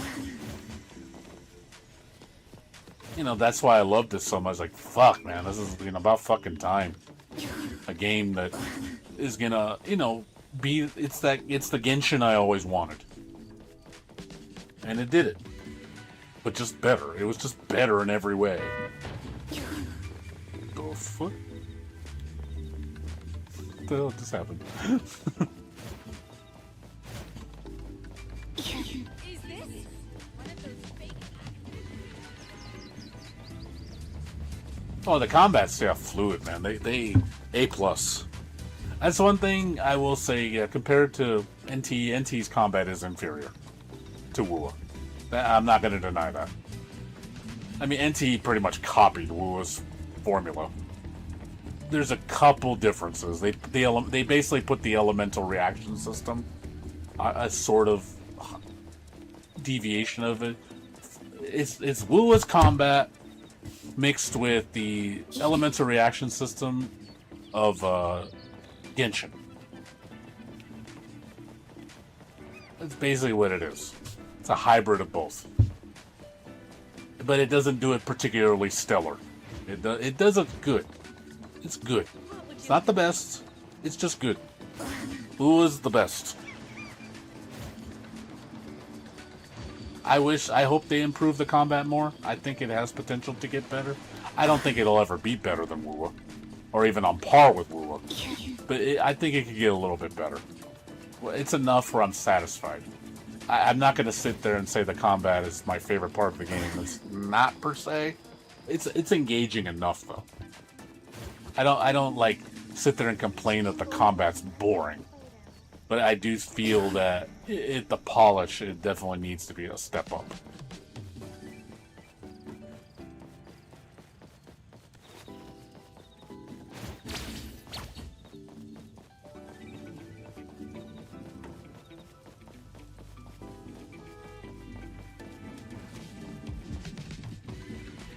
Oh, yeah, HSR, I heard they've been pissing off the community pretty bad.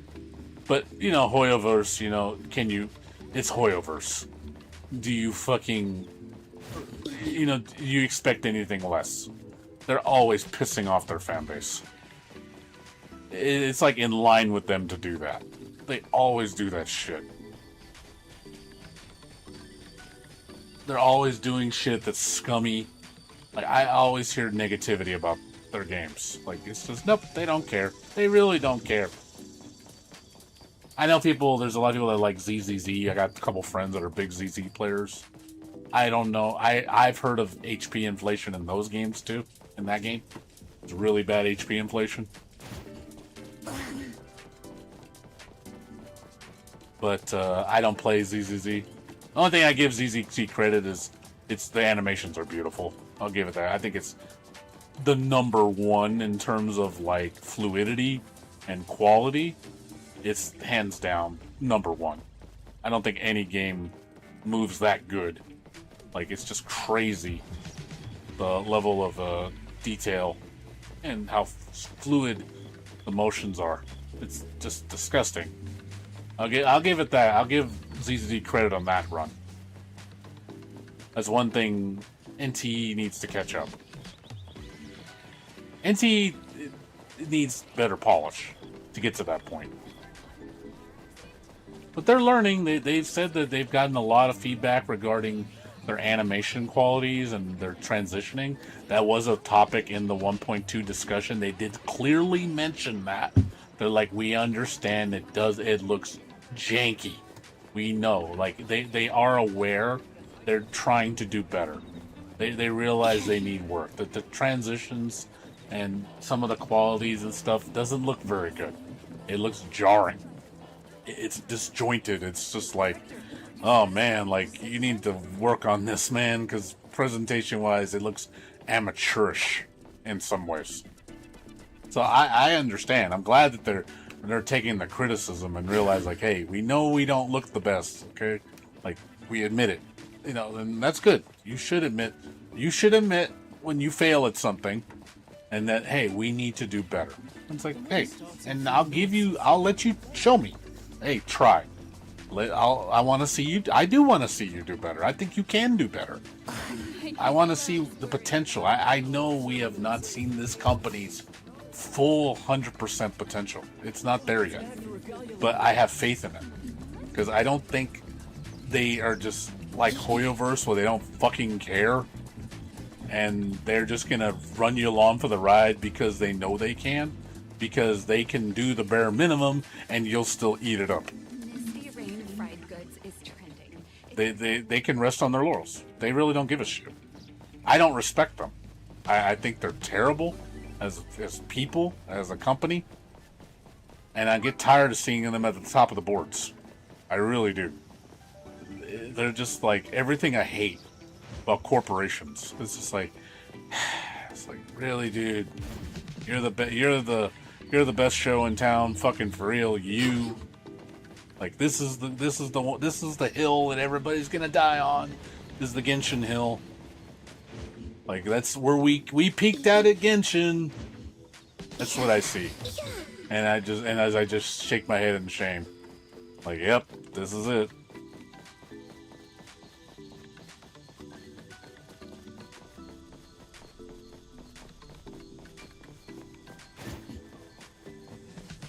I'm glad they'll lift HSR. Because the collab was terrible. Gilgamesh looks terrible. Rin. Oh, they did a fake collab with HSR? Fate Stay?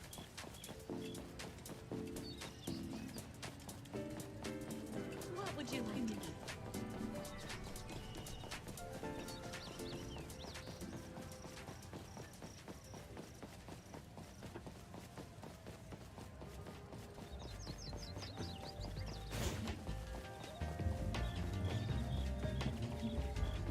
Yeah, I haven't played any Hoyoverse games. After I left Genshin, I was never going to touch Hoyo ever again.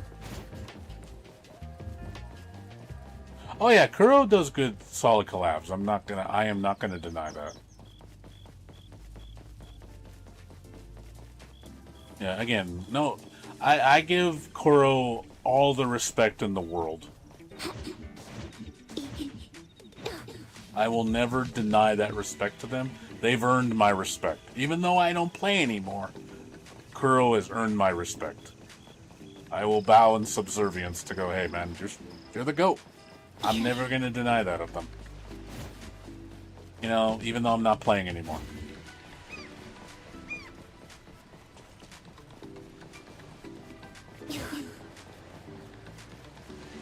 Yeah, they do. Punishing Grey Raven. I actually don't know.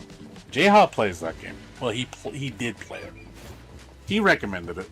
It's a different type of game. It's mostly instance based. Really good combat though, but it is more of an instance based game. It's not an open world RPG like Wuthering Waves is.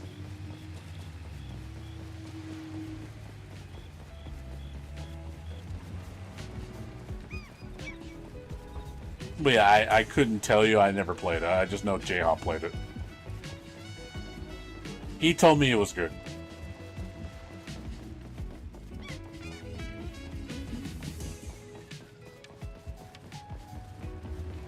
Skip talk function.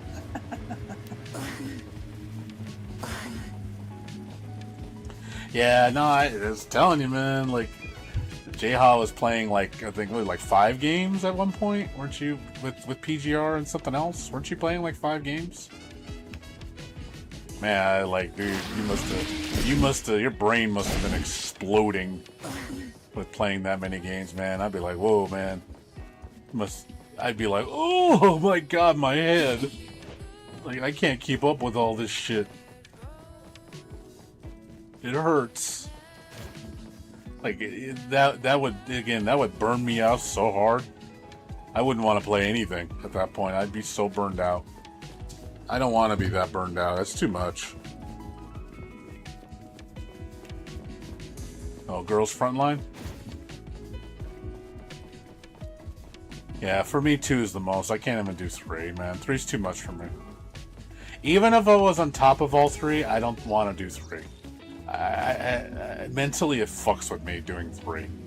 I don't want to log into 3 separate games to do dailies. 2's my threshold. I can't do more than 2. I start to feel like so burned out that I don't want to do anything. That's how bad it gets. Like, that's how I felt when I was in WUA. I was like, I don't want to do this. Even though it's easy. WUA's the easiest one of the 3 that I play. Fastest dailies, and I didn't want to do it. That's how that's how drained I was. I was like, I don't want to play this anymore. And I was like, something needs to go. I was like, one game needs to go. Which one is it going to be? You know, you would think I would have dropped Arknights or this game before WUA. But I think it's because I've been on the road for WUA for 2 years. I just think at that point, you know what, I think I'm ready to go. It's just one of those things. I because of the length of the time I played the game, I believe that's why I felt that WUA was the one that needed to go. I think it was time. It was like, you know what, I think I'm going to say goodbye. I know it sucks when you do it too, because you feel kind of a tug at your heartstrings. Especially when you like something and you respect it a lot. But you realize that maybe it's time to just give it up.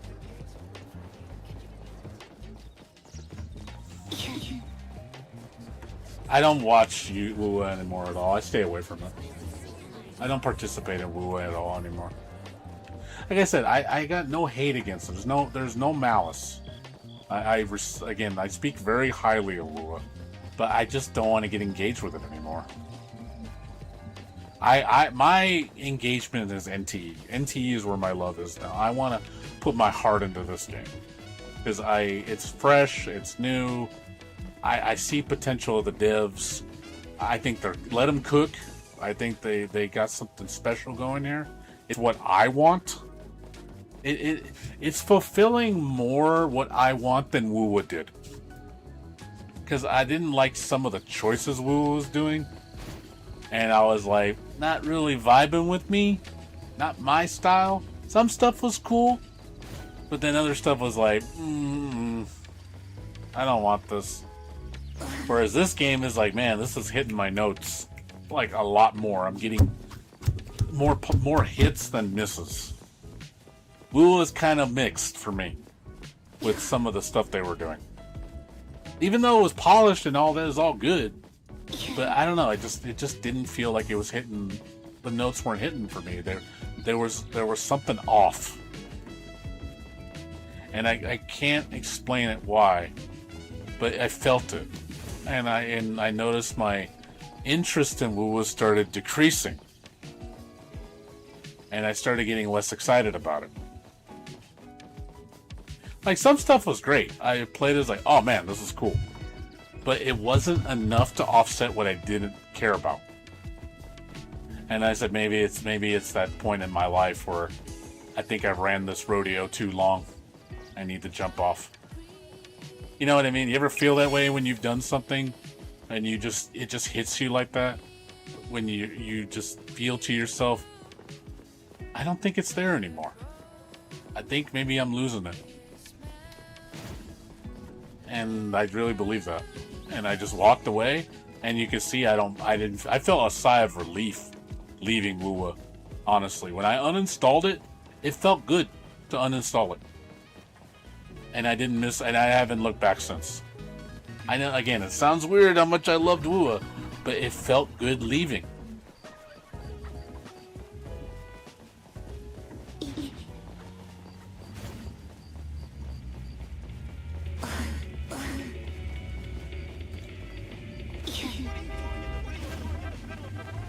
Yeah, the drug wasn't hitting me.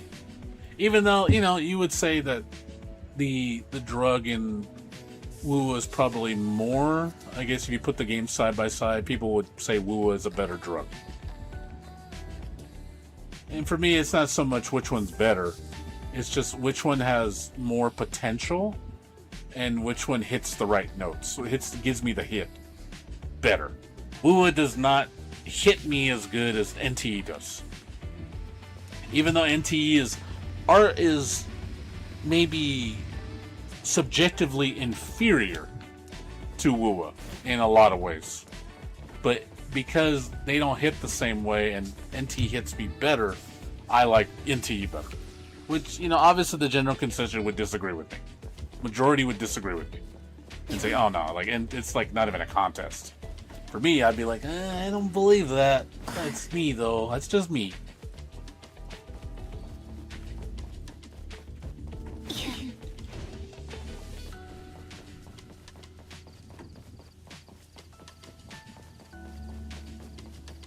Well, the combat's, like I said, yeah, you're right. The combat in this game is definitely not the primary thing. I do want it to get better, though.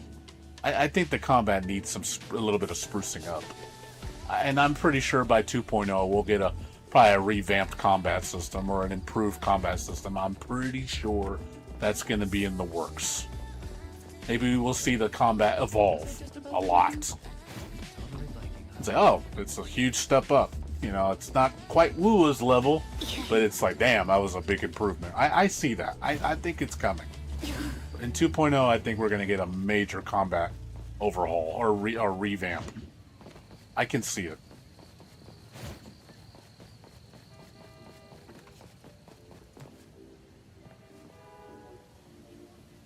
Yeah. Yeah, I get it. We'll see, Heijin. We'll see. But I think for now, I'm kind of done with WoW. I think it's a good way to put it away for a while. Maybe down the road I'll come back. I just don't have the need to do it right now.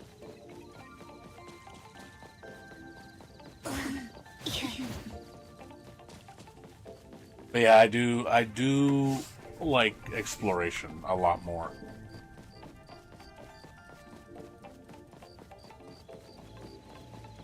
Remember the thing you said about, like how you said about Endfield, about how the systems are more cohesive?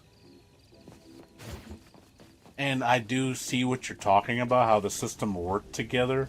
Like the cohesiveness of how the systems work, like all the environment, the events, the stuff like that. I like it better than WoW. Same with this game. I think this game's systems, cohesive-wise, to me are more engaging than WoW. WoW feels too basic to me in that regard. I don't know. That's how I feel. Like, everything just feels a little too shallow in that regard. I wish things were a little bit more evolved. I don't know. It just feels too straightforward. like what Genshin did, which I don't like. And I feel like it's kind of stuck in that shit, and I wish it'd get away from that. Yeah, the world is... That I can agree with you. Wuwa's world feels very... like... There's no personality to it. I don't know, it's just like... what's the word? The engagement with the people, and the way things are... what's going on. Wuwa just doesn't... It's pretty. I'll give it's pretty. But I don't feel any, like, the engagement factor with the world, with the people and everything. It just doesn't feel as, like, as robust and more interactive as NTE does.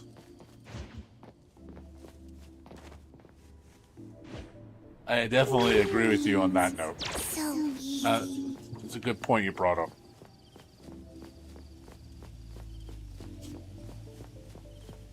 Yeah, I think that's where Wuwa think is very weak in that regard. They are too basic with the exploration. The reward system and the exploration Wuwa is so surface level. And it's honestly, it's just, I think it's kind of lame. To be honest, it's lame. It's been 30 minutes. It feels like basic bitch shit. I'm just being honest. It's not interesting. I don't like the reward system either. I think the reward system is too basic. It's just like, man, it's just the same shit all the time. And it's just, I just get tired of seeing it. And it's that whole Genshin logic. It's like, it played it safe. Like, you need to take it a step further than this, man. This shit's fucking trash.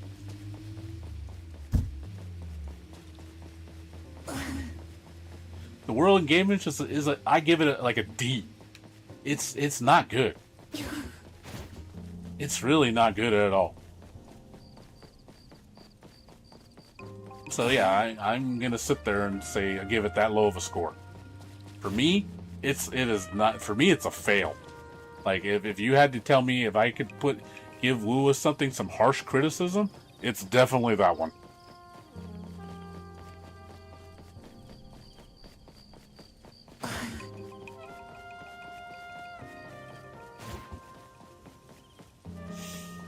Yeah, and it's obviously prioritization, what's important to me compared to what's important to other people. People care about the combat the most. That's why that's what Wuwa's known for, and which is fine. Whereas you say, I'm more exploration driven, more in engaging in the world, which is why NT does that extremely well. Whereas Wuwa just barely scratches the surface. It just plays it safe. And I feel like it's never going to go anything more than that. It's never going to. They, like you said, it's not their priority. To them, I feel like it's almost like, we're not focusing on that, we're probably never going to touch it. And that's unfortunate, because it's like, that kind of bums me out. It really does. It really bums me out.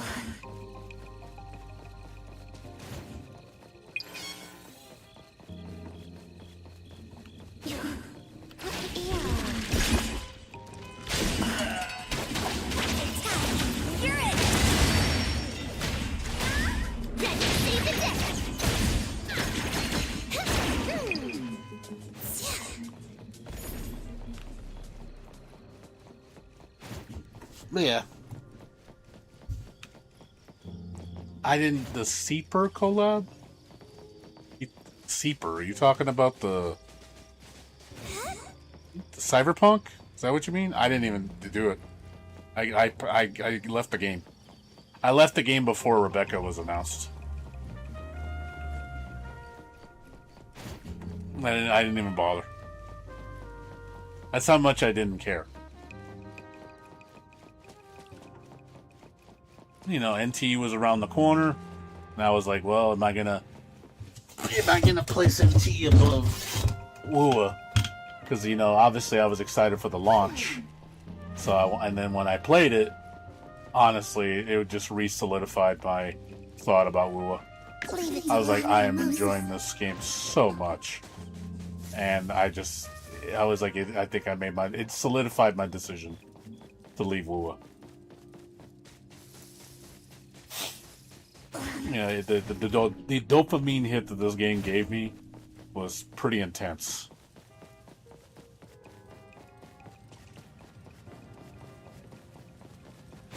Yeah, we'll see. Maybe down the road, maybe a couple years from now, it'll be different. But yeah, I think you're probably right about I care the whole exploration thing, why it's so important to me.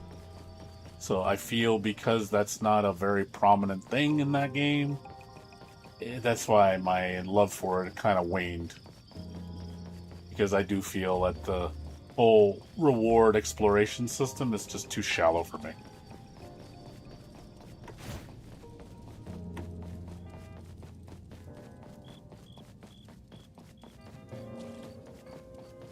Alright, Hagen.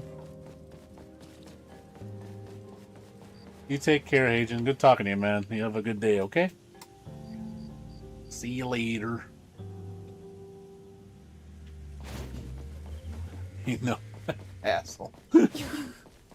Yeah, I'm that guy. I explore everything. I like going through every nook and cranny and finding every little secret and discovering things. I'm into that shit. I love it. I get such a dopamine hit on it. It's just finding out what secrets the world holds, knowing that there's something around the corner. Whether it be a cool boss, or like a cool mini game, a cool quest, a new area, it's just like it tickles my fancy. I get excited. It's like, what am I gonna find? What am I gonna find? What am I gonna find? Especially when they blow your mind and there's like, wow, there's something everywhere. Like, and it makes me want to, because I don't know what I'm gonna find. But when the game is predictable, or again, I know it's full of nothing. That's how I felt the way with Zelda, Breath of the Wild. I felt like, oh, cool, we have all these temples. There's like 100 and something of them. And then when I noticed it was a one-trick pony, and after doing it doing it after like 5-10 times, I was like, I'm starting to see a pattern here. A copy-paste pattern. And after a point, I just stopped engaging with it because it felt pointless doing it. Because I knew what was going to happen at every single turn. I knew what I was going to get. I knew what the end result was. So it's like, okay, well, I'm just doing the same thing on repeat. It's just in a different location. So they basically just copy paste, copy paste, copy paste, copy paste. They did what Ubisoft does with their open world games. They are the copy paste kings of bloating up an open world. Like, oh man, how do we make our game long? Copy paste, and you see it, and you're just like, yep, I don't want to do this. This is lame. And then I pretty much bypass like ton of the content because it's not meaningful to me. I'm like, okay, if I can just get away with beating it, then that's good enough for me. I just want to be done with it. That's how I did the same thing with Shadow of the Tomb Raider. God, there was so much copy paste. Let's blip the whole fucking map with collectibles.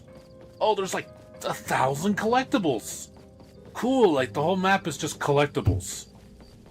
And I'm like, alright, so I'm just gonna go to every fucking point just to collect something, just to get some text about something, and that's all the side stuff. That's kind of lame. That sounds boring. It's just busy work. It did nothing for me. There was nothing to be engaged about.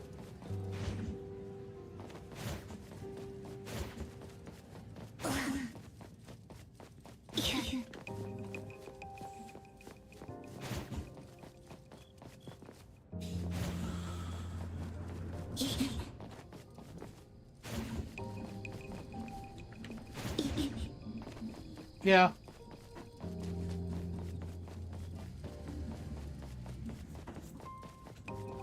Yeah, I agree.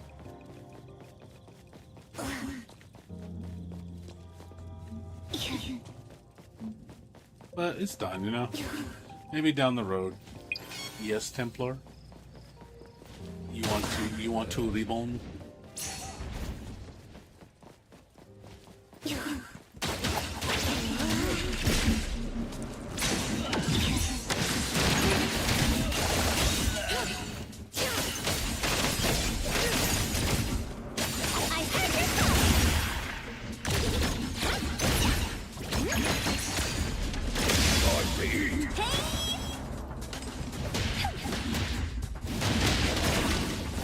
What's your step? Lacrimosa can handle it. Lacrimosa, angry. Lacrimosa.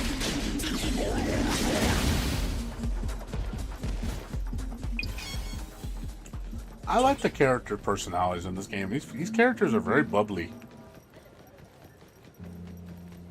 I think the personalities in this game are very lively. They're very, very animated. A lot of expression. I like the characters. I think in this game we see a deeper side of characters just being like themselves. You know, like we get to just see them just act like they do in real life. And I like that. I feel more of a connection with the characters. Get to see, you know, their mannerisms, what they like, what they don't like. You know, the relationships between characters. There seems to be, it seems more engaging to me with how all the characters interact with each other. Like, I really like a lot of the characters. I have a lot of heart for them. Like, man, dude, like, some of these characters are really good. Like, Lacrimosa's a little sweetheart. You know, I love her. Her story was so cute. And then, you know, I liked Rin. Rin was really cool. That whole Rockstar, you know, side quest with her and, what's the other girl's name? The girl who's paralyzed. It's clever, isn't it? I'm here. Her and Aurelia. Thought that was kind of sad. You know, like you go their backstory and see what happened to them. I was like, oh, I felt really bad for her. She's a good person. You know what happened to her in her past. I was like, man, like I really like these characters.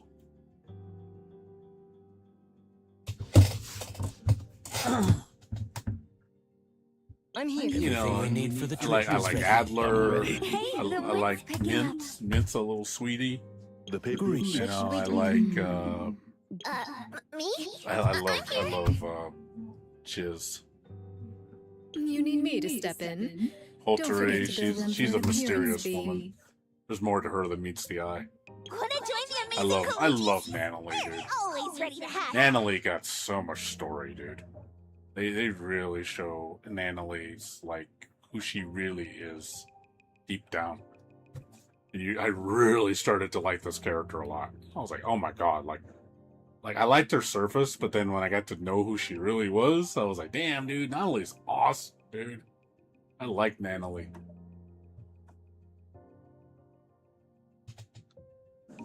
Nanalie and fucking Haniel are the best duo. They're such dorks, man. I love how dorky they are. It's so charming how stupid and silly they are. I love it. It's like what I expect, you know, younger kids to be like. Just chaotic, silly, full of energy, just rambunctious, and, you know, so much hope and potential. And you see it in them. Like, man, dude, like, they really capture that really well. Chiz is a psychopath. Obsession. Who calls upon the name of Haniel? Wanna hang out? I'm ready. It's my duty. Daffodil's a pretty mysterious character. I know she's got a really tie to the major villains, like she's part of that organization. I like Daffodil. She's so sexy.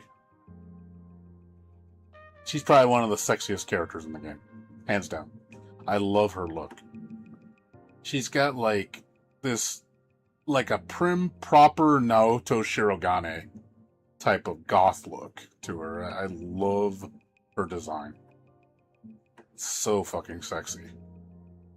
It's got style, it's got suave, it's got sex appeal.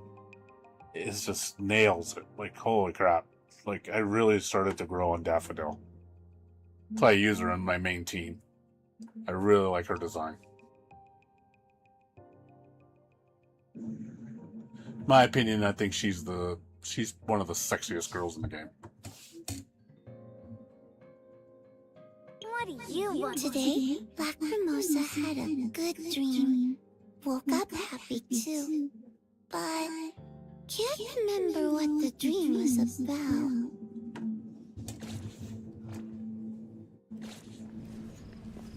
So have you been doing any of the side stuff, Jeha? You been working on that? Come to Quickie.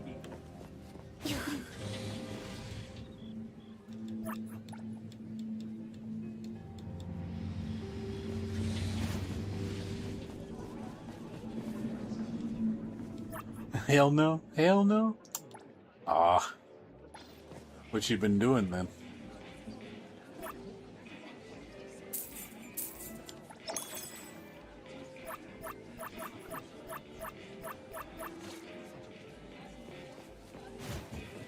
Just the train?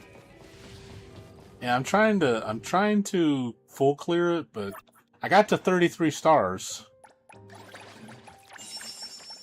I've been trying to full clear it, but I'm not quite there yet. I don't have the damage output yet. I'm still working on getting characters to 70 and then getting all the things maxed out. And then maxing out my, the Tetris block things, the equipment. Yeah, I'm not quite there yet. I'm not that powerful to be able to 3-star the last 3.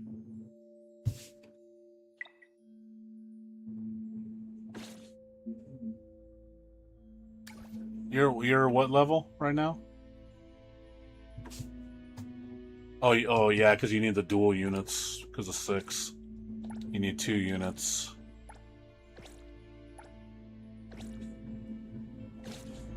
Yeah, I forgot. That's when they start introducing the...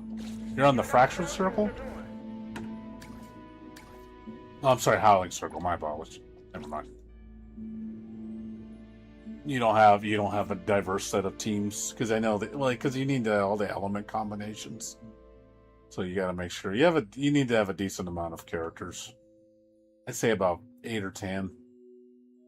You need at least 8. But yeah, 10, probably 10, 12 should be okay.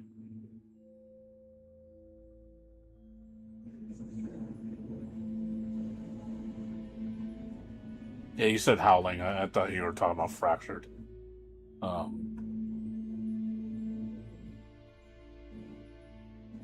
So you're level, what, 60 or 70?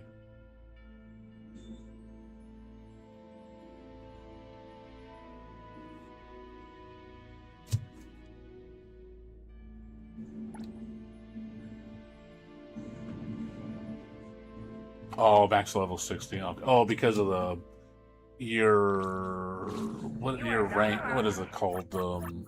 Your hunter reward. You're only you're below, you're what, 44, 43? I'm guessing you're not 45 yet.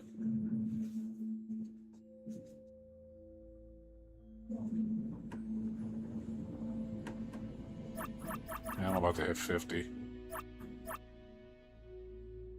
I hit 50 tonight, I think. No, not tonight. Tomorrow. Tomorrow night. Oh, you just hit 45? Oh, you just hit 45? Then yeah, you should be able to do it then. Yeah, if you hit 45, you can get to 70. I'm trying to get the 4 so I can get the pulls. Oh, yeah, we're getting another 5-star selector, by the way, as a gift for 1.2 update.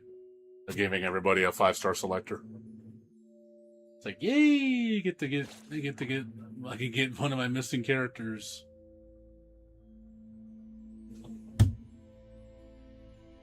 Your tycoon level? You haven't been working on it? Yeah, I'm about to hit 40. I've been working on it pretty hard. Yeah, well, Sakuri's great with Daffodil and definitely what's her name? Lacrimosa. They work really well together.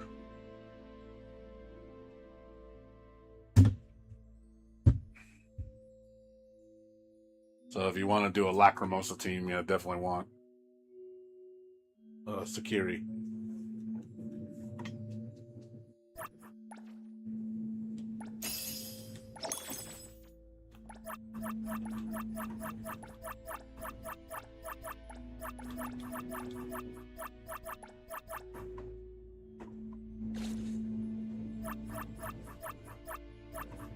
Yeah, right now I've just been saving my money. I'm trying to save up for the next property. I need 3 million more. I'm trying to get the, what do you call it? You know, for the Porsche. Whatever the hell it's called.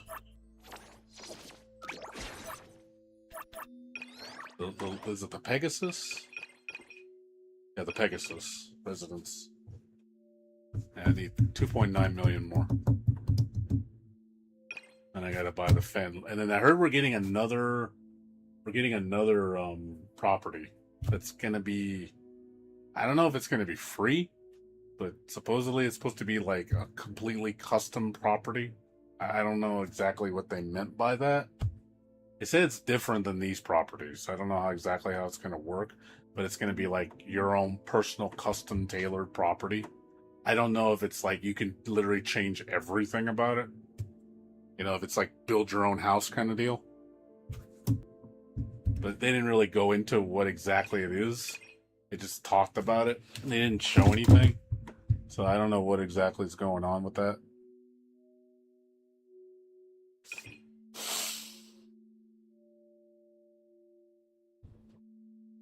Really? You only have the Wiener apartments? You haven't... I figure you would get the Eden apartments at least. These two at least.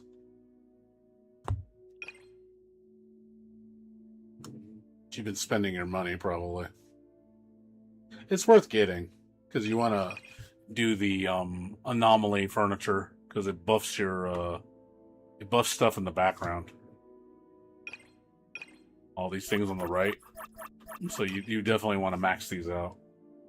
Because they give you, like, bonuses. I've leveled up everything I can so far, except a couple. I haven't done this one, the vehicle repair. I don't really drive vehicles that much. It's kind of a low priority. I'll eventually do it.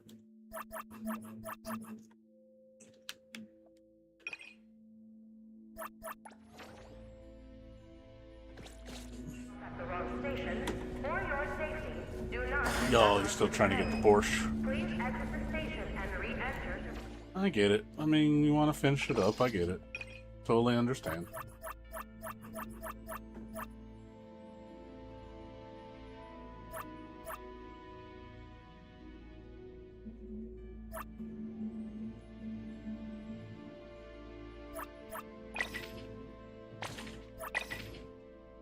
Yeah, I've just been doing challenges. See if I can beat these.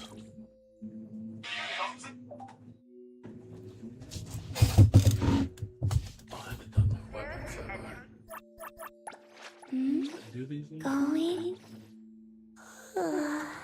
Just 5 more minutes.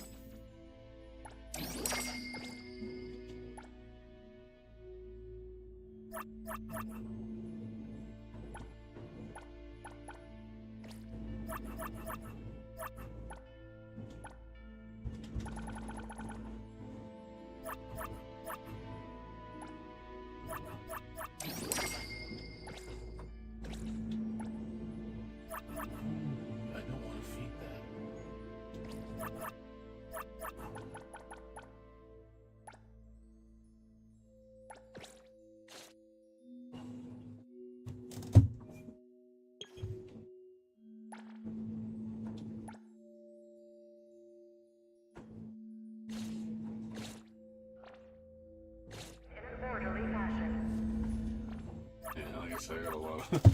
I will say leveling in this game is a lot harder than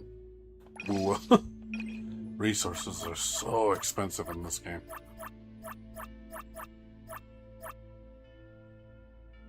Oh, the underground circuit. Honestly, I don't even fight in that vent. It is a time sink, yeah. I didn't even fight in that mode. I literally just raced. And I won the majority of the races just actually focusing on racing. Yeah, I think they need to stop with the PvP shit. I think been hearing a lot of people complaining about that. They say the PvP's kind of like whack. I'd rather have PvE events. I don't like PvP events. Or even co-op events are fine. But PvP sucks.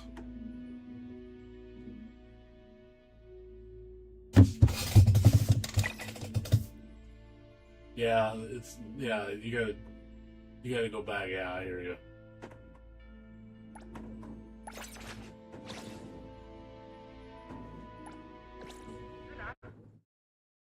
But I don't like the PvP events.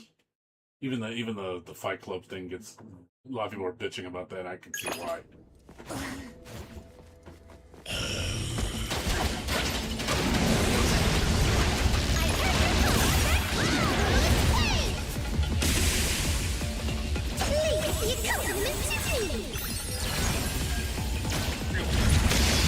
Leave it to me. Nowhere to hide.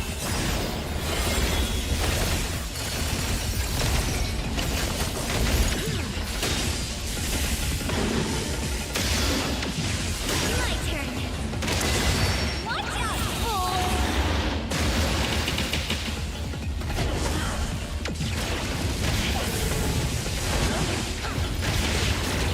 Leave it to luck.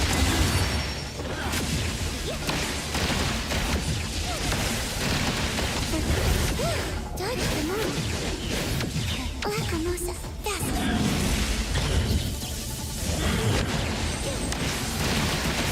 I'll go home early today. It hurts. I'll handle this. Nothing can stay. Time to switch up the beat. How about some variation? Hand over control.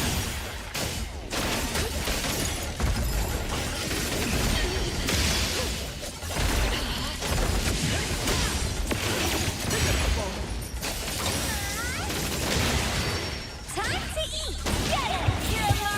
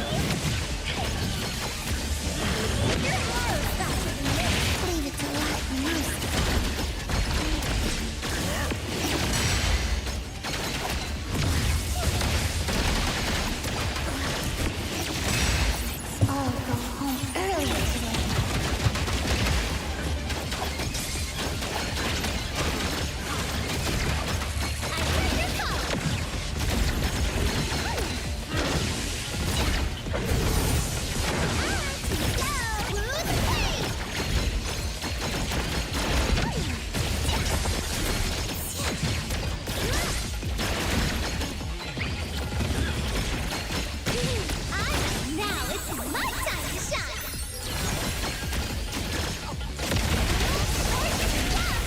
My turn! Watch your step!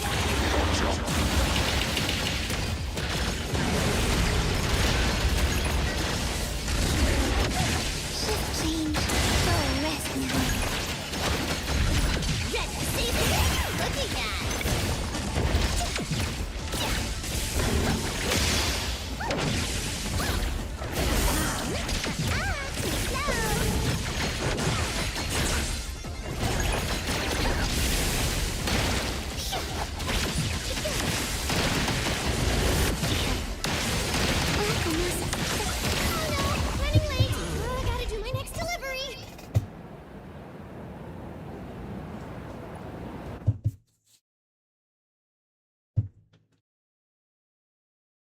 You been feeling any better, Jayha? Or are you still sick? Let passengers exit.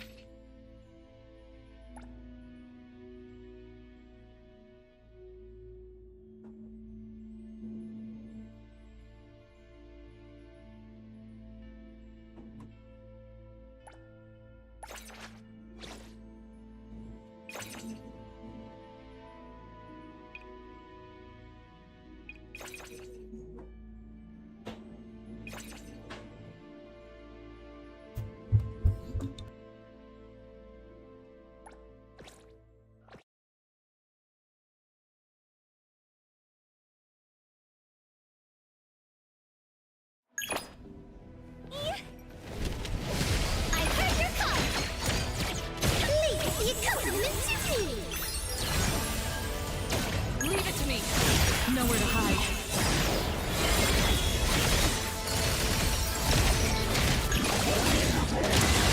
Watch out, fool!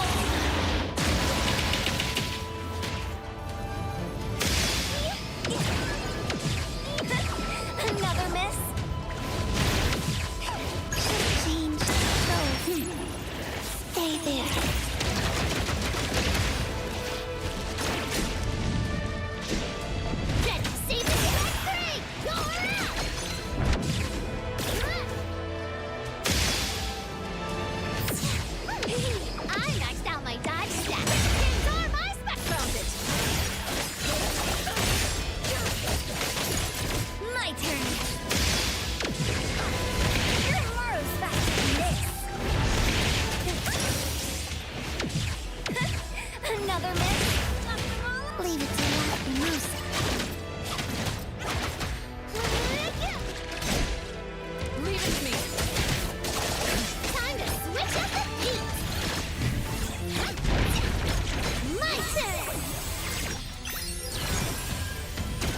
I'll handle this.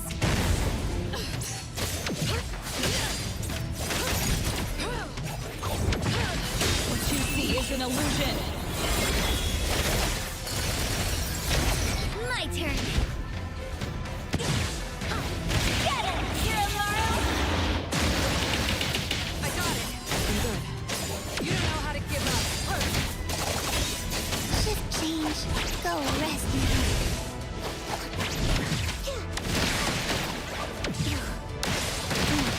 It's you. Let's all go home early today. I heard your call.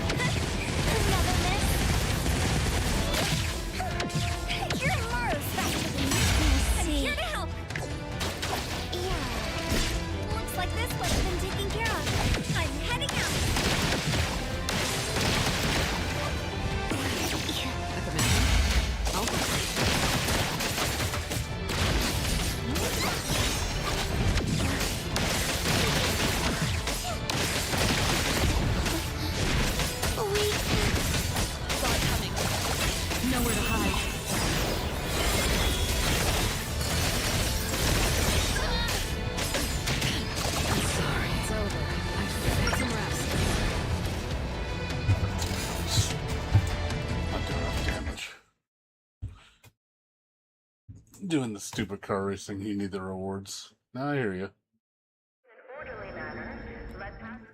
Yeah, there's lots for you to do, man. I mean, you got a lot of currency that you're missing out on. I'm sure you can get tons of pulls and materials that you need. You got a lot of work to do.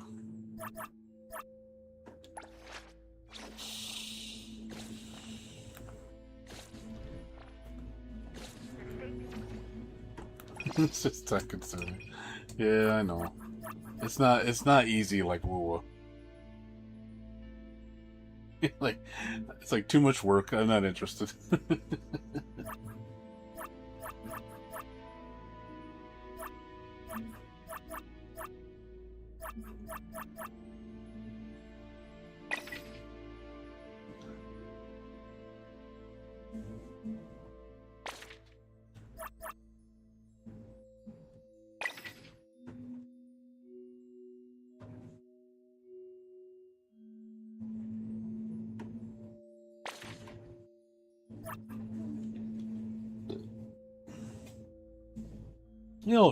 You'll eventually do it. It's slave work. Yeah, I hear you.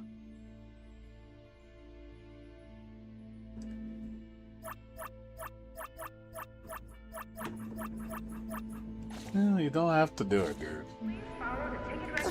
You don't have to do it if you don't want to. You could just do the stuff you want to do.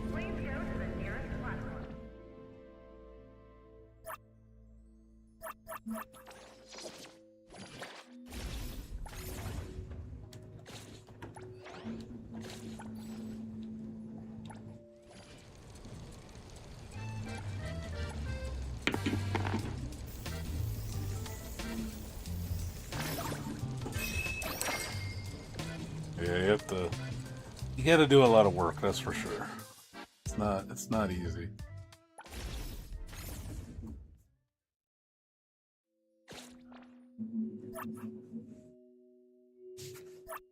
It's not easy, that's for sure.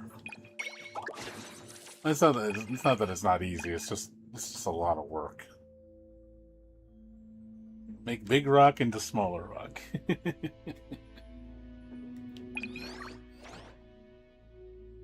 Yeah, you got it, dude. I know you're committed.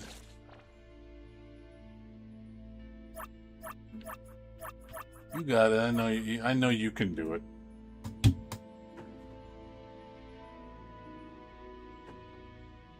Yeah, I mean, a lot of stuff sadly is not engaging. Anything that involves chores is not engaging. Dailies are not engaging, for one. Biggest thing, it's probably the biggest unengaging thing is dailies. Number one. Those are not engaging. But you gotta do it. I don't like dailies. It's like, just the whole premise of dailies is terrible. Like, it's just every gacha game has it. I've just learned to accept it. I've gotten numb to it. But I still hate it. I still hate the concept of dailies.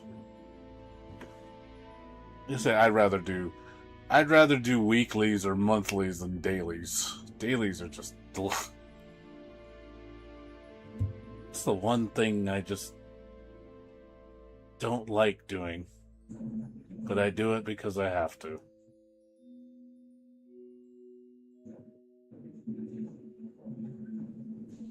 Doesn't matter what game it is, I don't like it. The fact that it's even in games that aren't even gachas have it, like MMOs. Yeah, it's very time inefficient. I will say that. Same thing with the fight mode. This shit's so like time ineffective because they want you to get all these shits. So I have to do these, 120 to get 120 of these. This is what that's gonna take, like 40, 30, 20 4 5-star wins to get this. It's just like, holy crap, you want to do this 25 times? And I gotta get first place on every single time. And if you get last place, you get one, I think 1. So I'm just like, whew, it's like, I gotta do this many times? Dear passengers, anomaly Like, I can do it a few times. Like, I don't, like, maybe I should just do that. Just do it, like, in an orderly manner. do it, like, 3 times a day. And then just do that consistently until all of it's done. And then never do it again.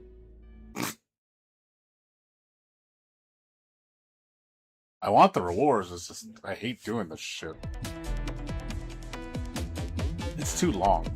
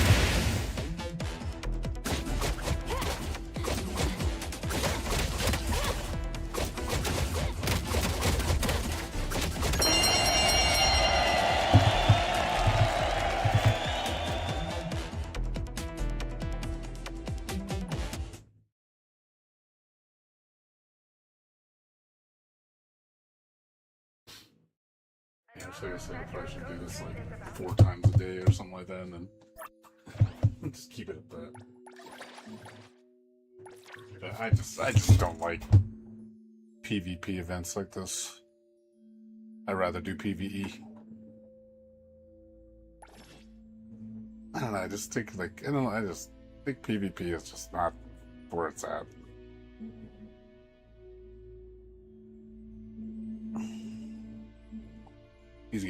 These kind of games just aren't meant to be competitive.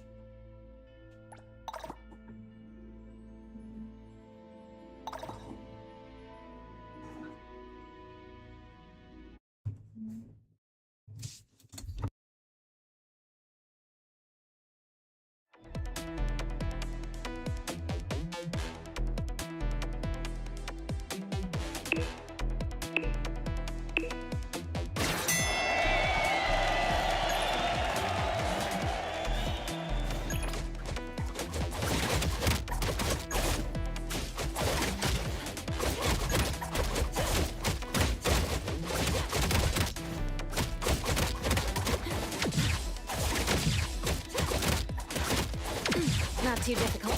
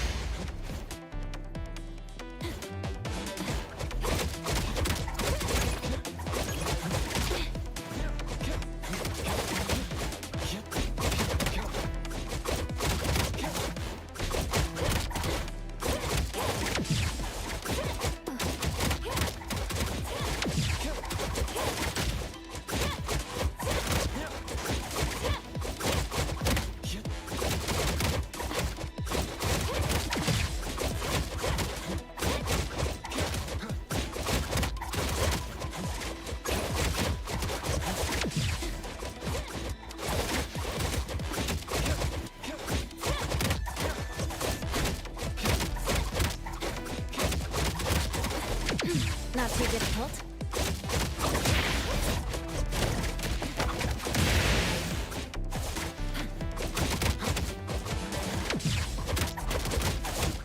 Focus. I'm feeling good.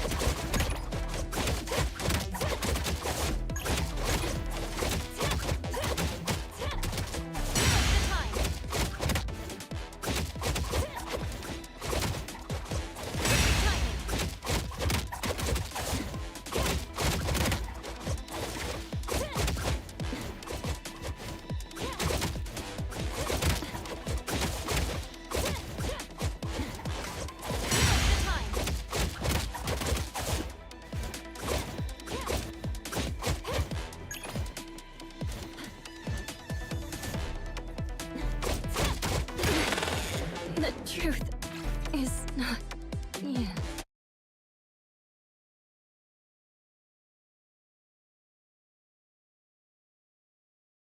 Anomaly Metro.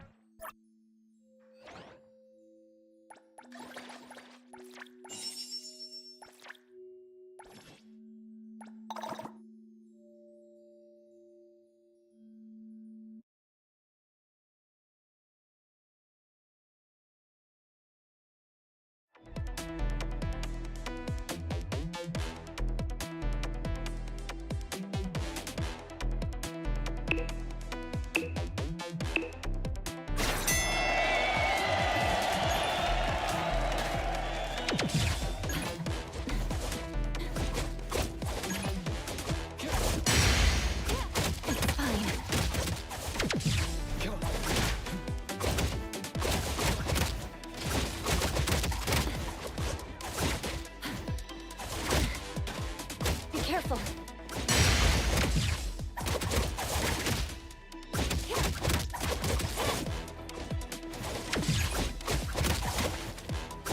Feeling good.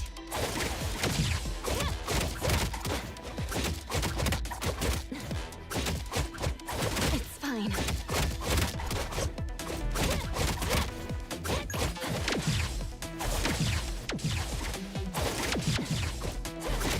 Not too difficult.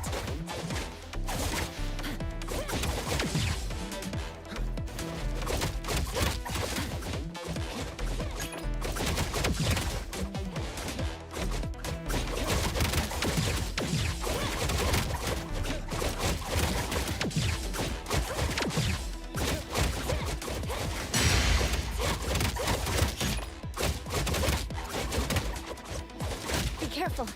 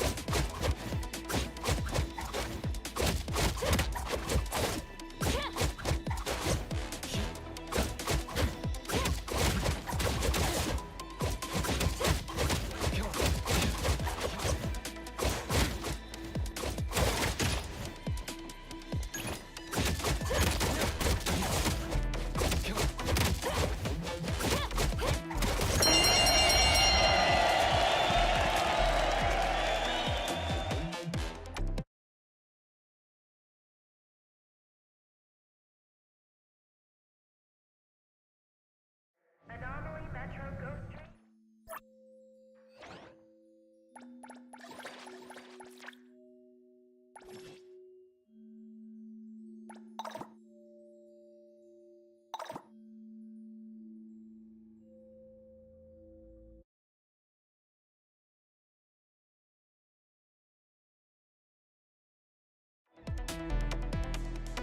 Yeah, I agree with you. These take too long. It should just be like, you want to try again? Yes. Obviously, I'm gonna do it multiple times.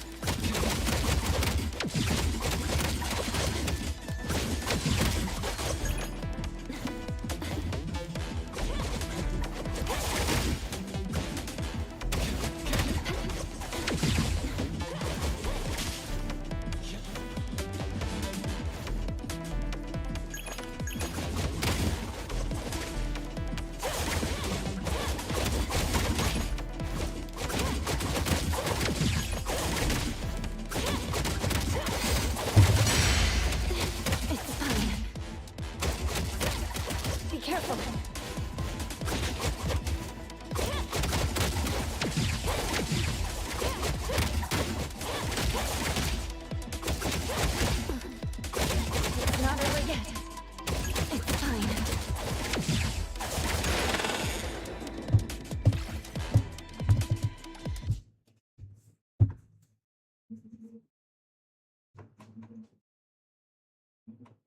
Anomaly Metro Go.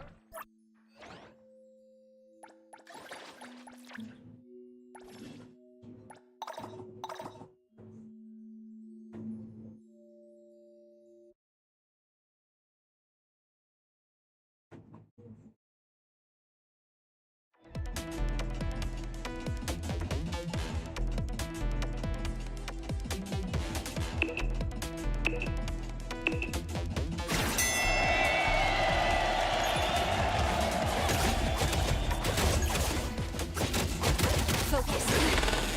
The truth is, yeah. That's some cheating right there. Hey, I could die quick with. Anomaly Metro.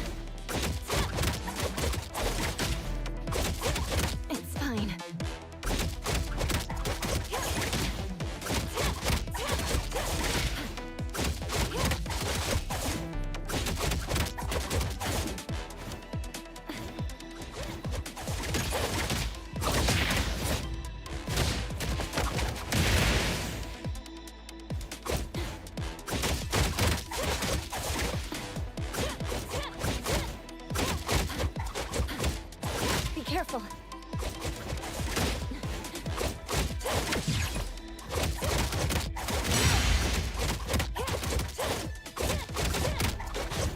It's fine.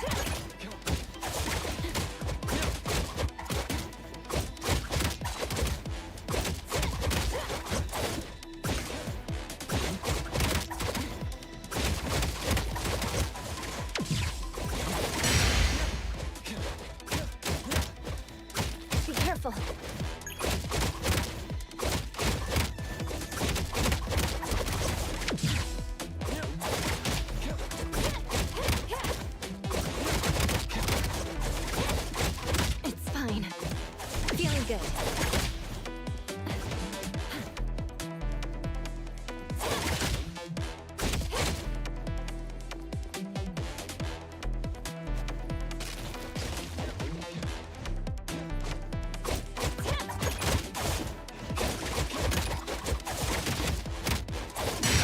Be careful.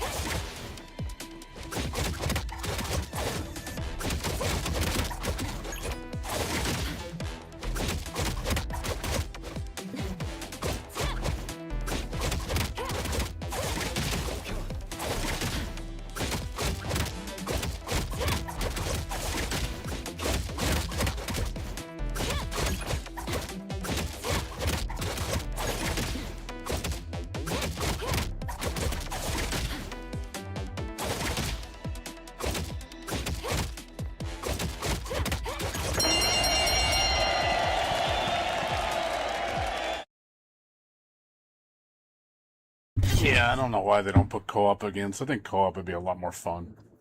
Like a co-op beat-em-up mode, that would be fun. You work together and you get, you know, because when you work together, everybody gets the rewards. Get the most. I don't know, I just think PvP stuff is not the ideal way to get rewards. Games aren't meant to be, like, ultra competitive.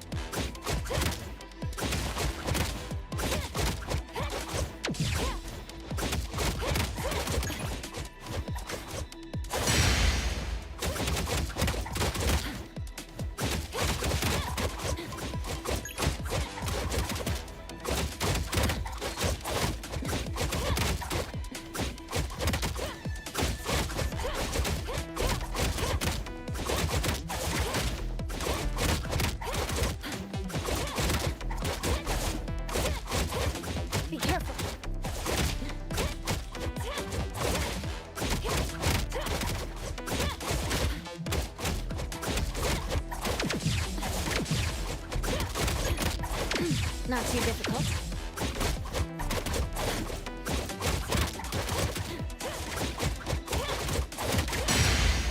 It's fine.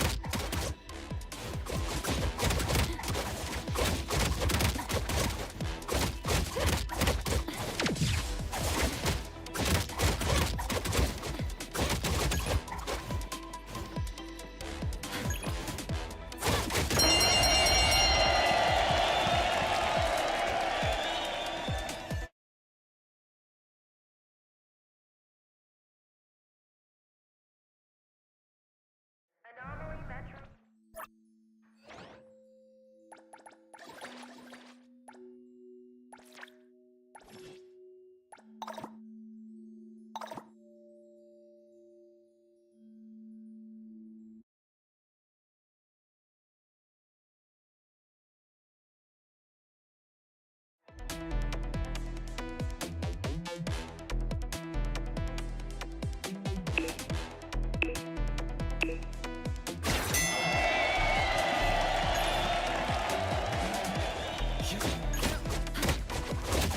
Be careful.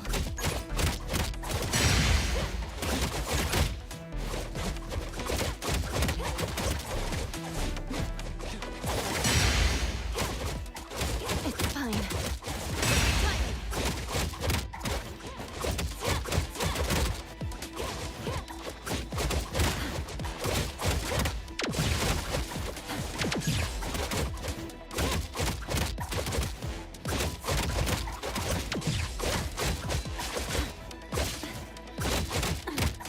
Be careful.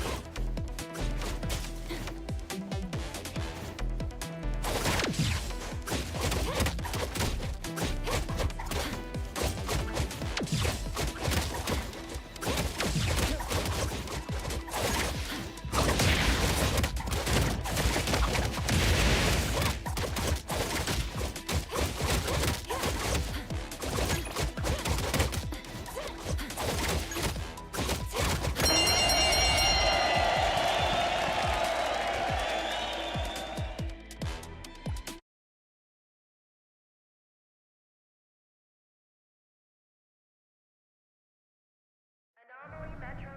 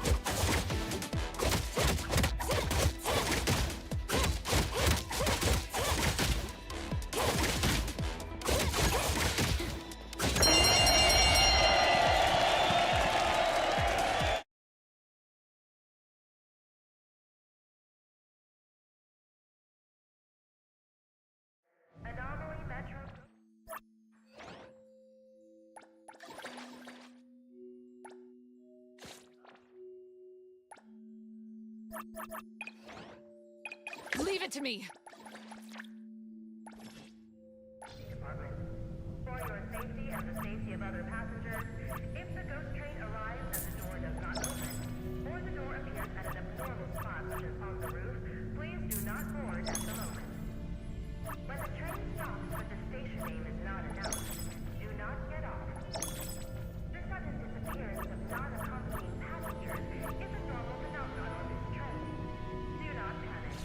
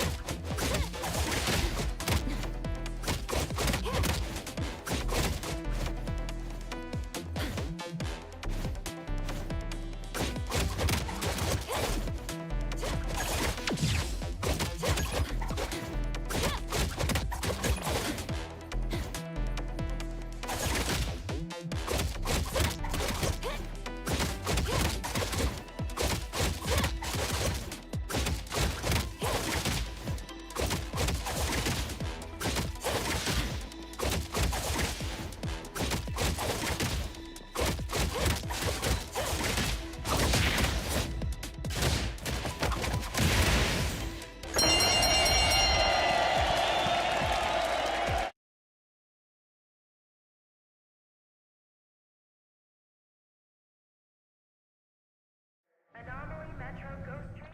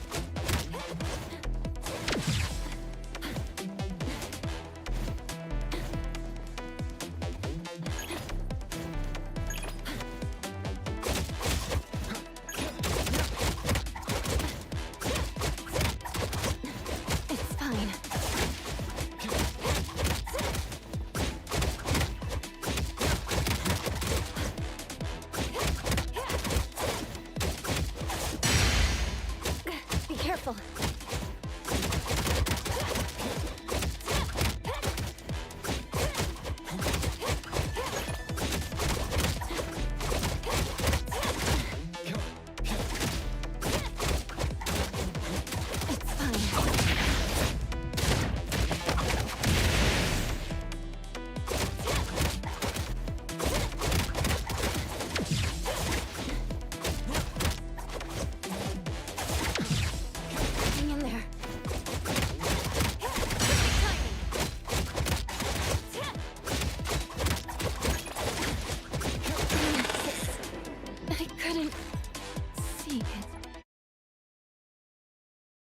What's up, Templars? Good game nonetheless. Nah, I'm just spamming it for points. I don't like PvP modes.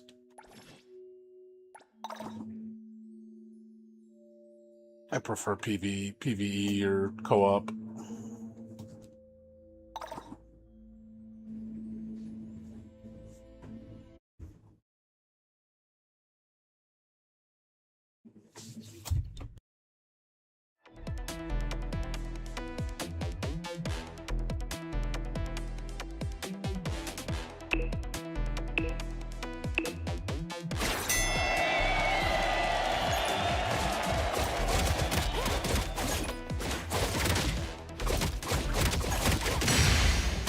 Be careful.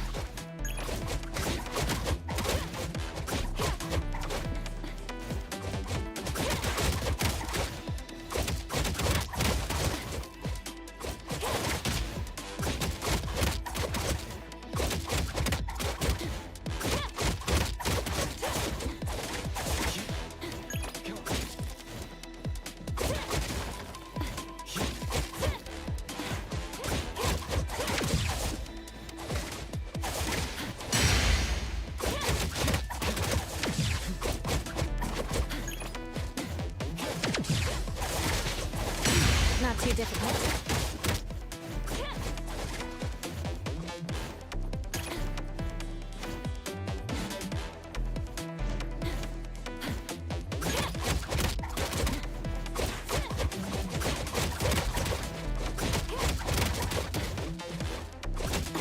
It's fine.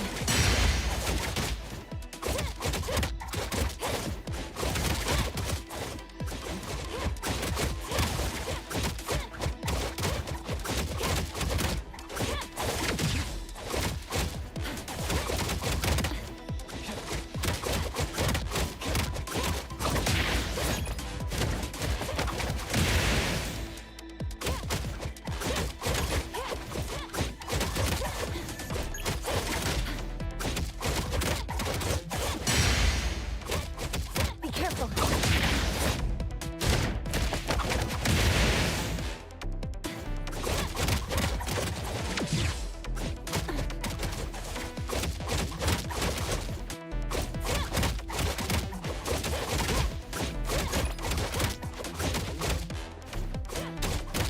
It's fine.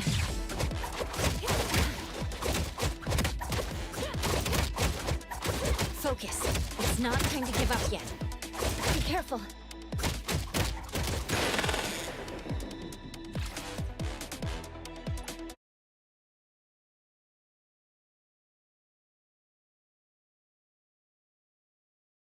Anomaly Metro.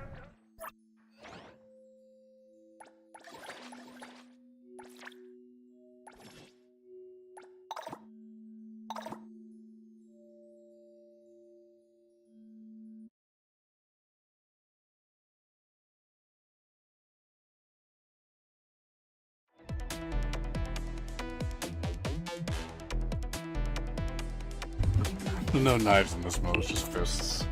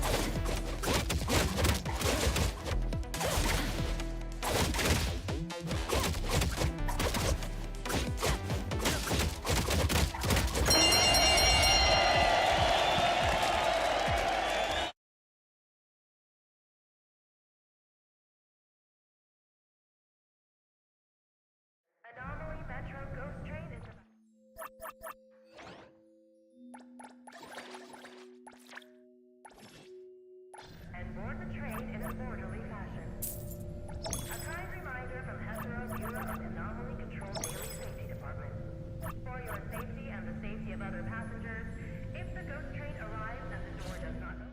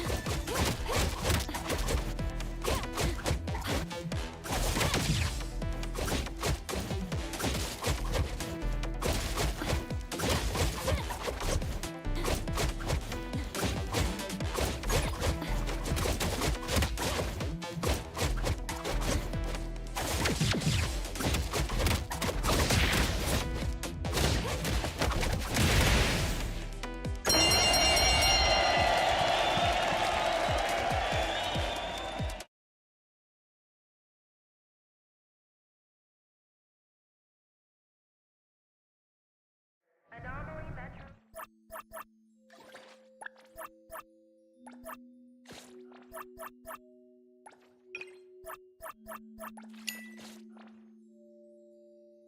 Remind.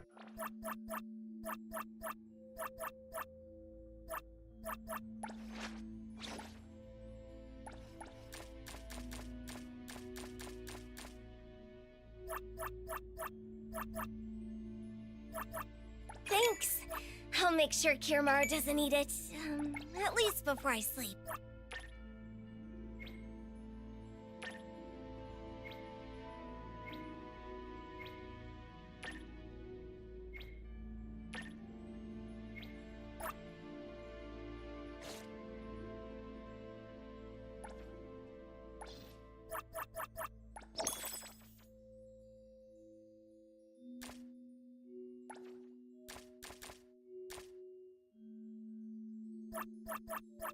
I'll take good care of it.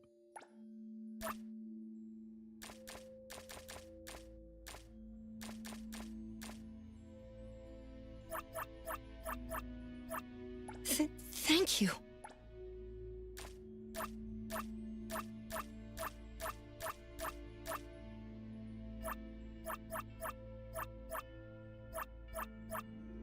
I'll remember your gift and repay in kind.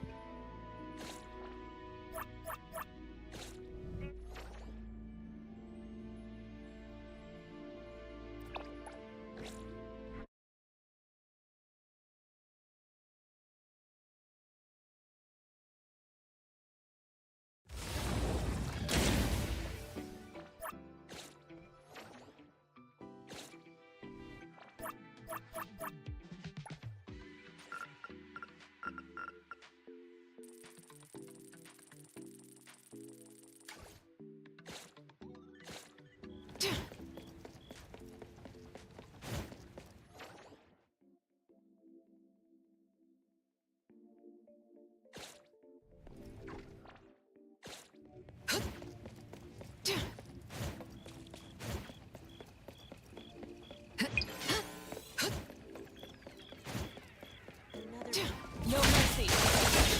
What you see is an illusion.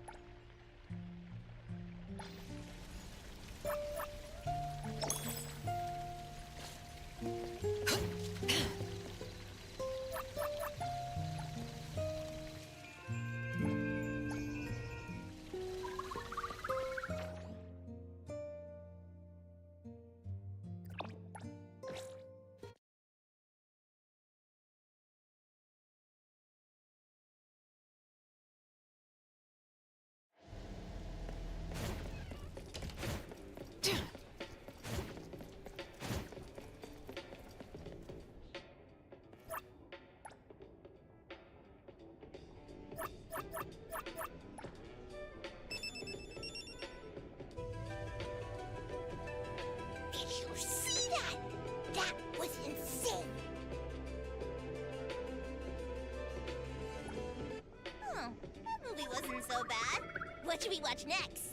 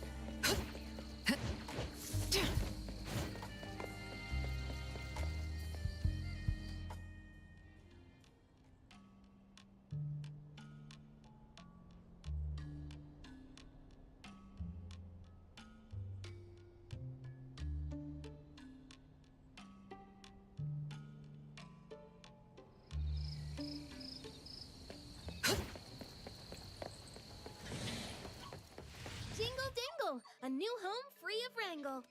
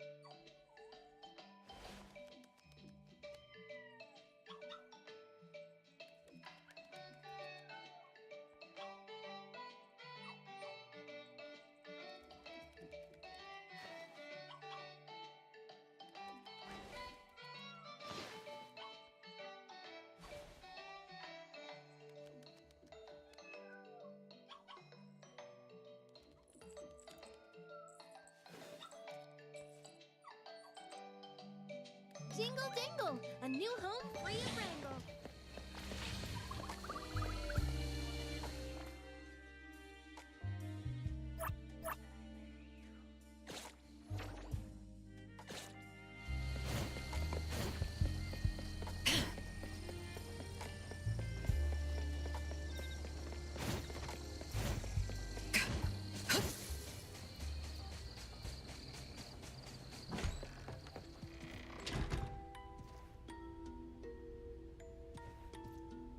Greetings. Welcome to your path ahead is shrouded in shadows.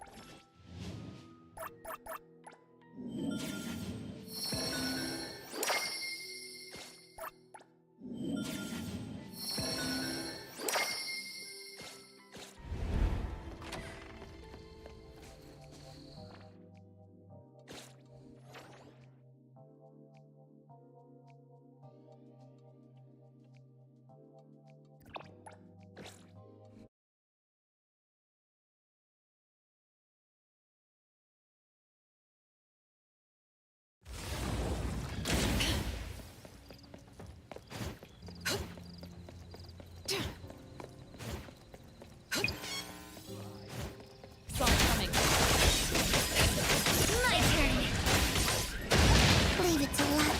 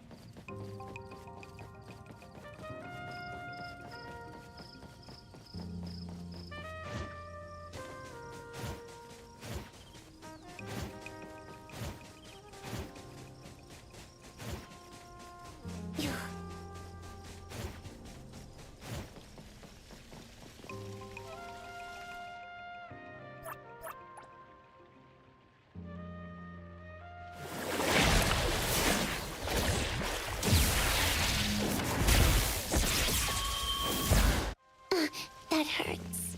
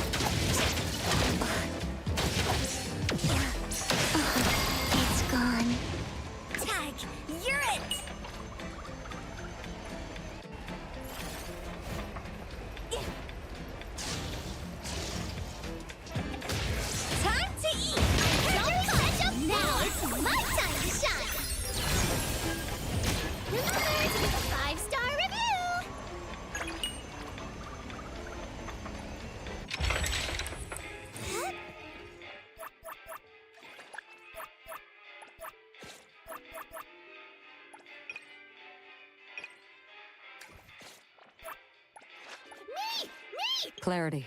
What did you do? Another? Is there? I'm ready. I'm here. Everything we need for the trip is ready.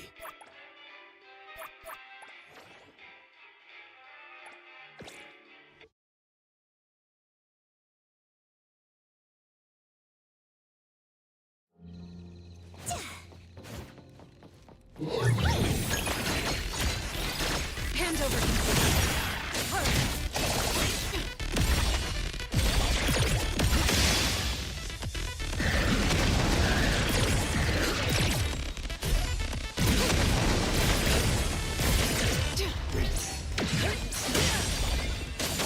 No mercy. Your moves are sloppy. My turn. Get it, Kiramaru!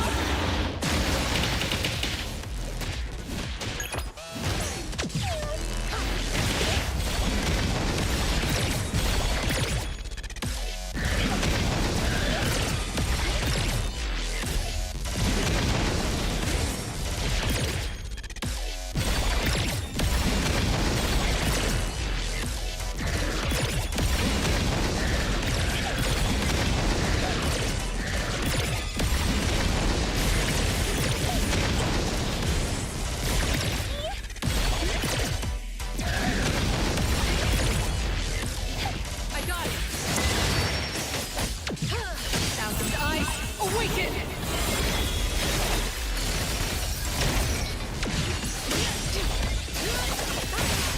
Shift secrets all go home early today.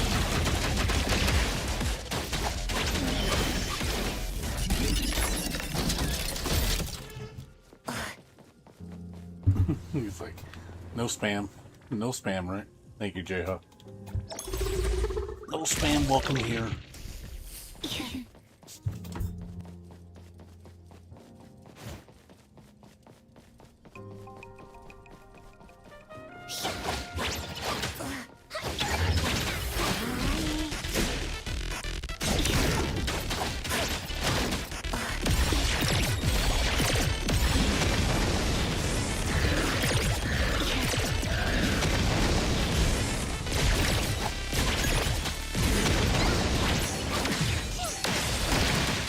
I heard your call.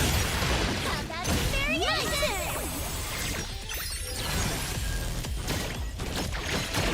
Here I am.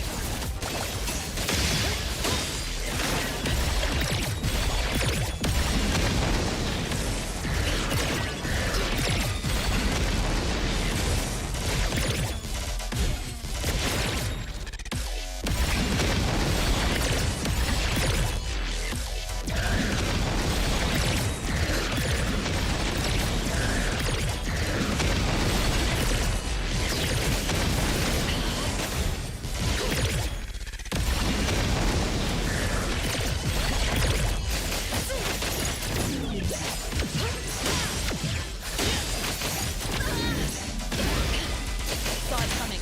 You don't know how to get. Leave it to Lacrimosa.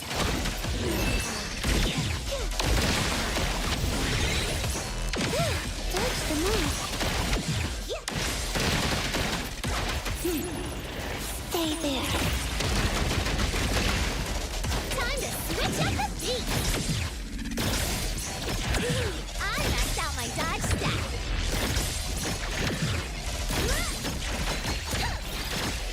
Who's safe? Here I am.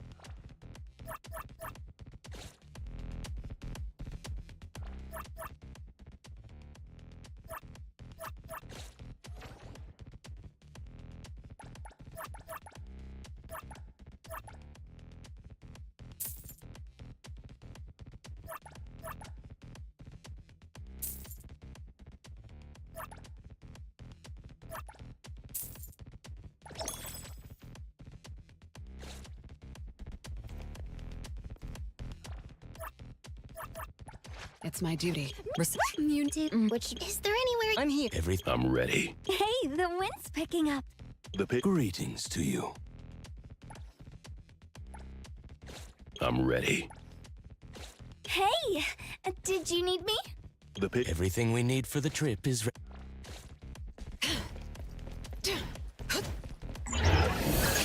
What you see is an illusion.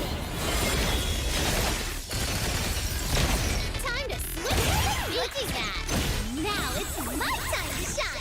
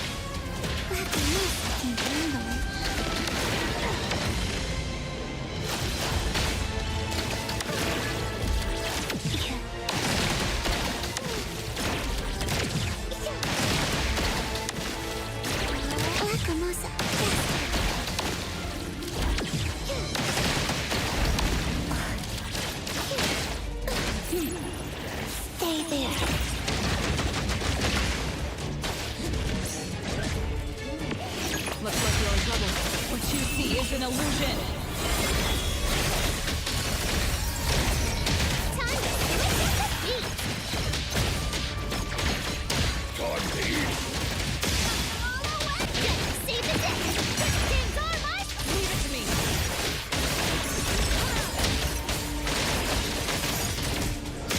Quest complete.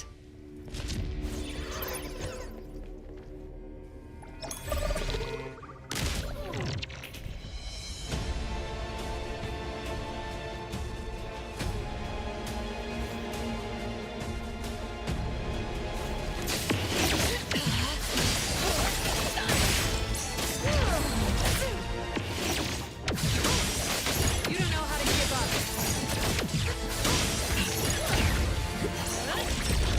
Again. My turn. What's your step?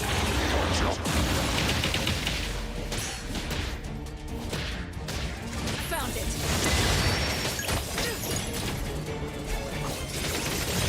Thousand eyes, awaken! Time to switch up the beat. My turn.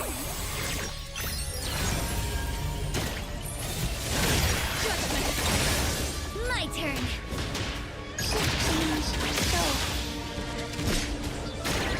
Let's all go home early today.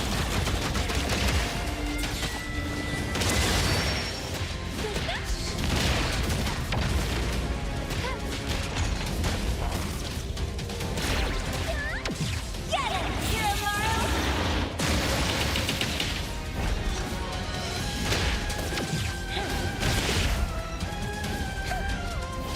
Kirimaru's fast than this.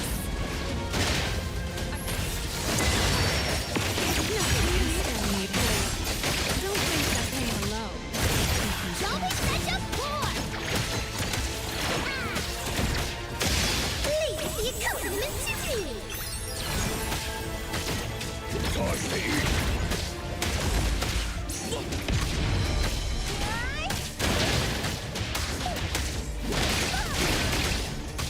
What's your step?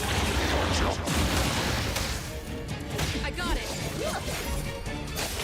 What you see is an illusion.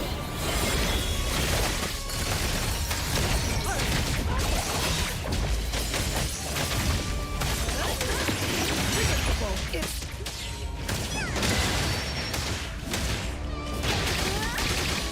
Ready, save the day! Leave it to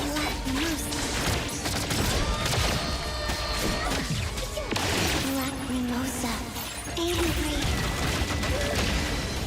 That was fun.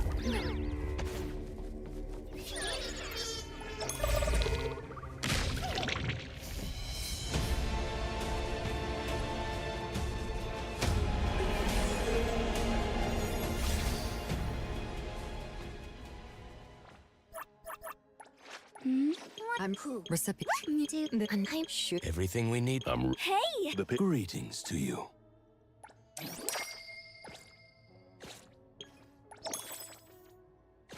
Hey, The paperwork you need. Hey! Did you need me?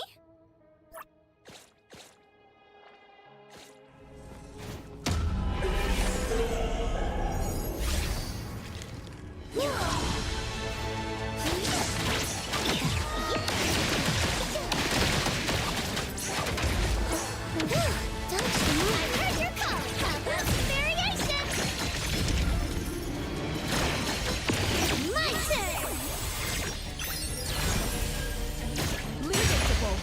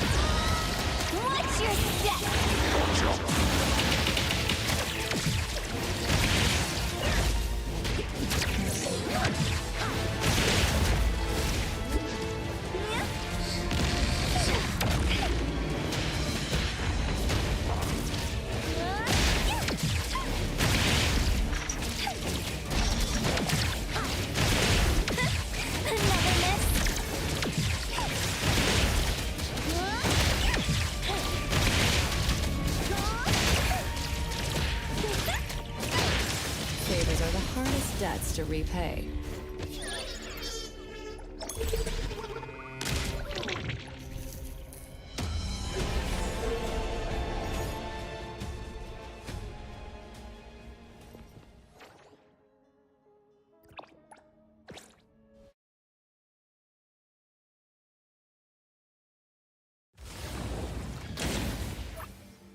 What do you want? If you're that... I'm which I'm... Hey, the wind's picking up.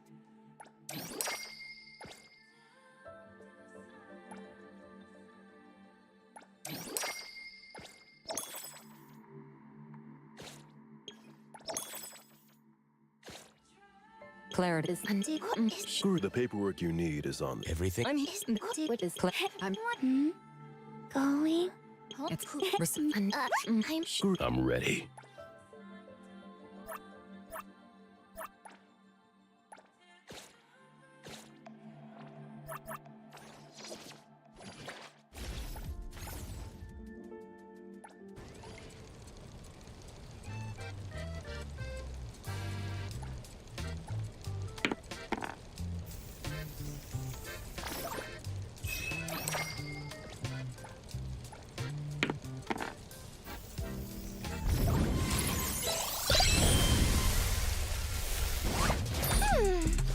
Are you okay? Since this is our first meeting, why don't we take a photo together?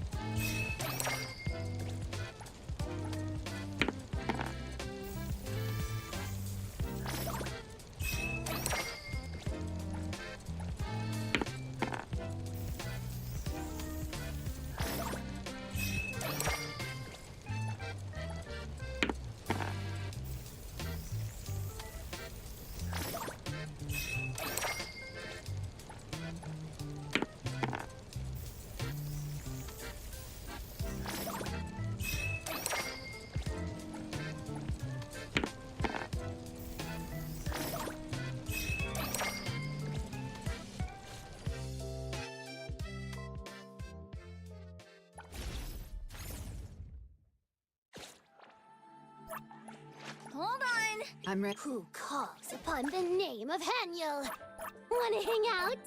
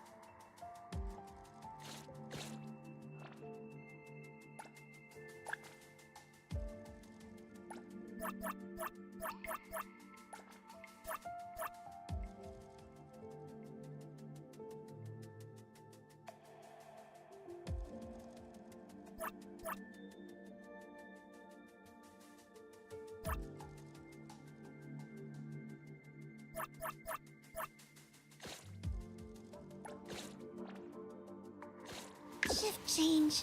Go rest now.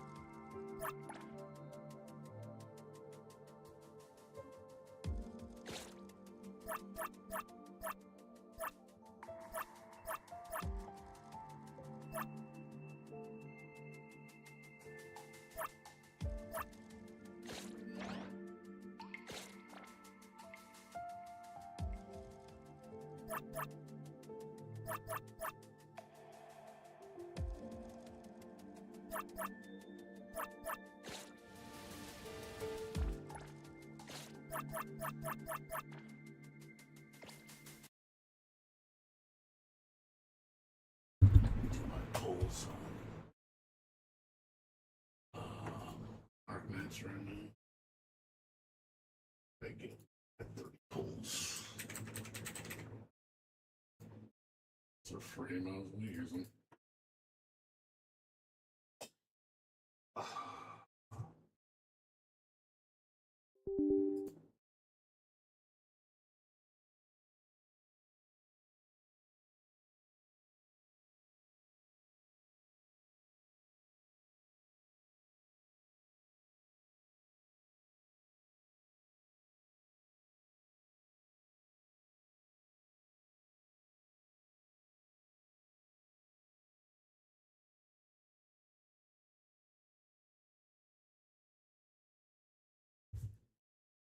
Arknights.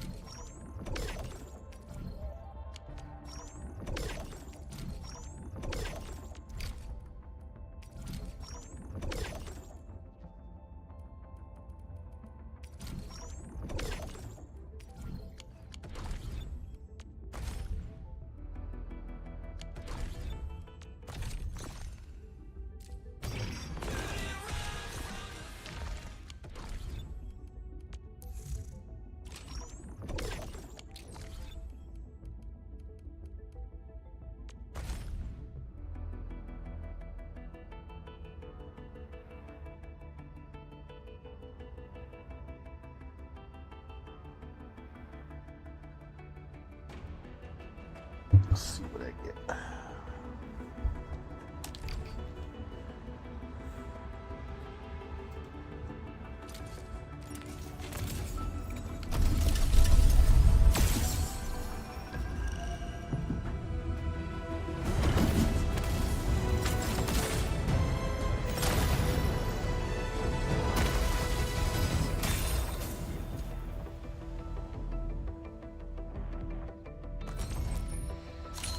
I am Egert.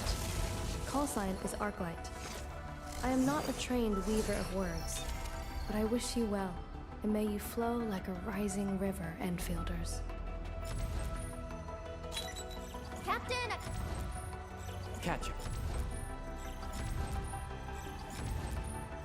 End up.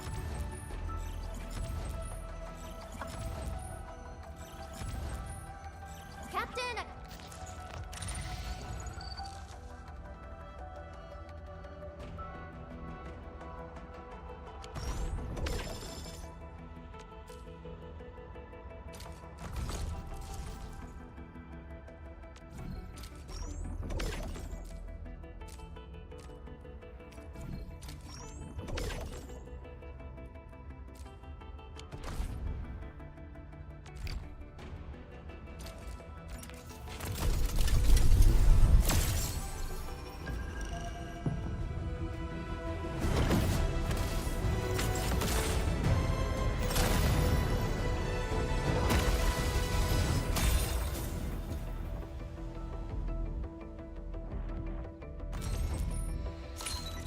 Well, well, look who it is.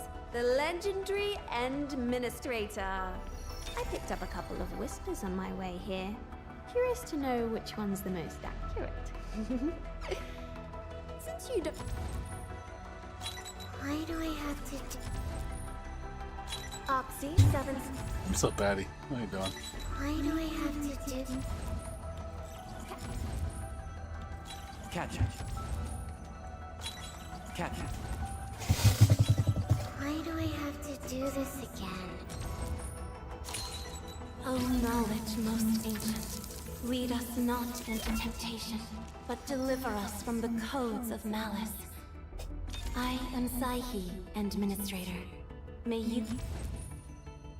Oxy, 7 Skirmisher, Floor.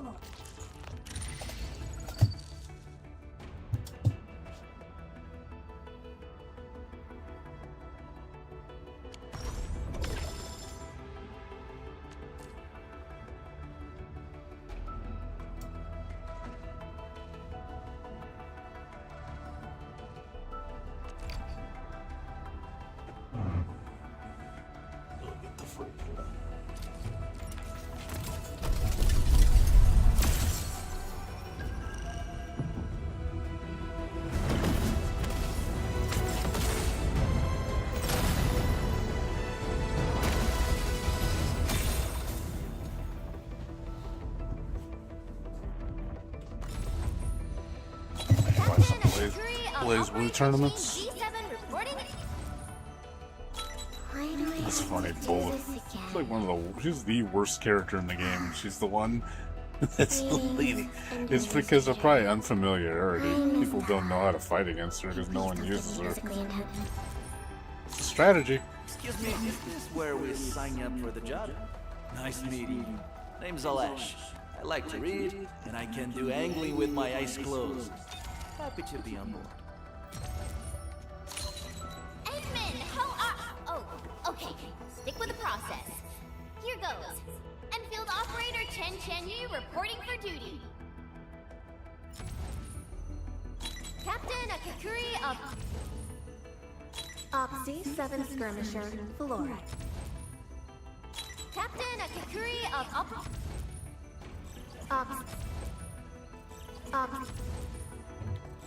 Why...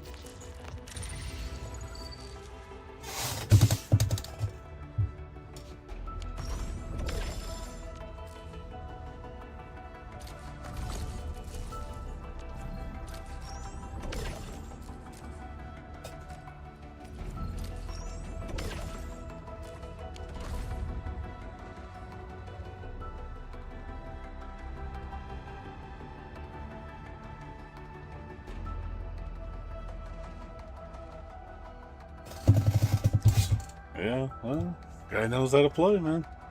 Even with a low tier character, you can win. He's probably it's probably doesn't know how to fight against her.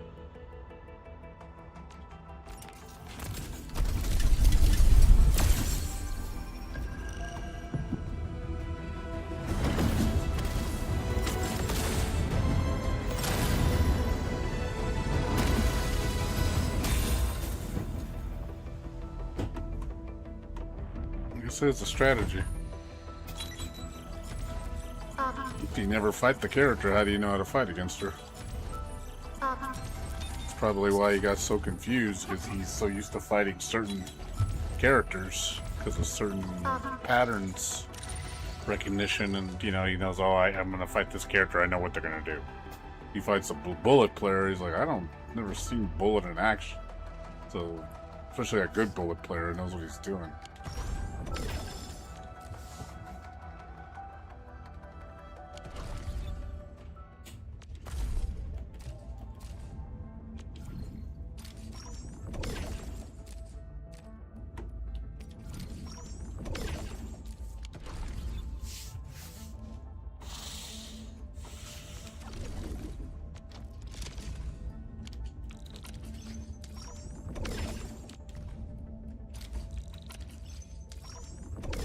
No Izanamis? That's surprising.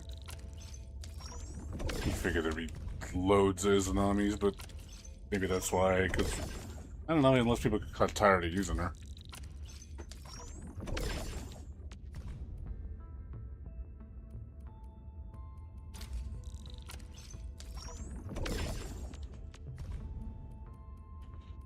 This guy just... Maybe unless... He's so used to fighting Jin, that Jin's not really that much of a problem for him.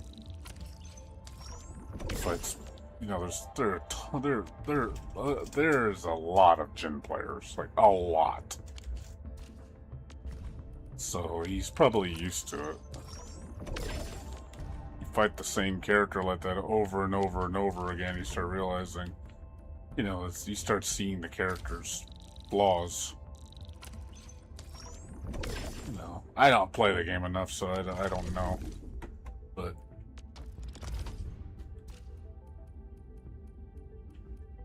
I'm sure that's what they see. They're like, oh yeah, like Jin's a dime a dozen. He's seen a lot of Jins. He's used to it. He's used to seeing what Jin can do.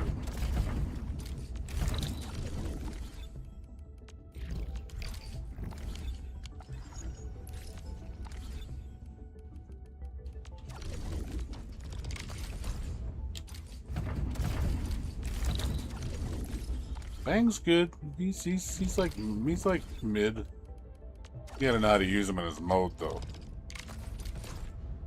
You're really good if you know how to get his mode activated really well, and you're good with his mode. He's very good.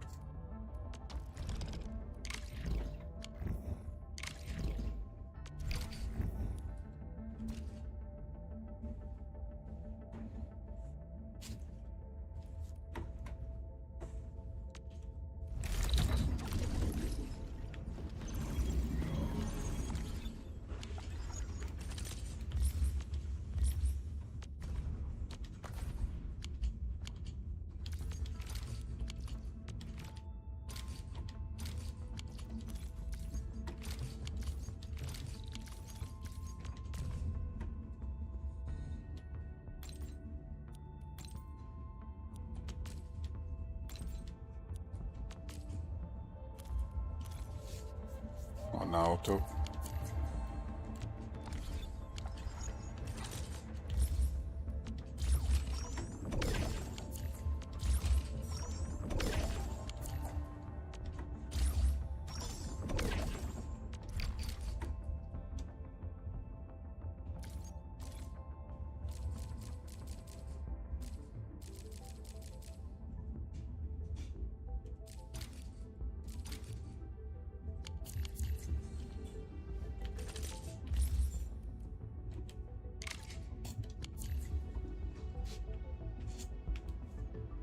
Yeah, see, there were 2 Carls, I think, in the finals.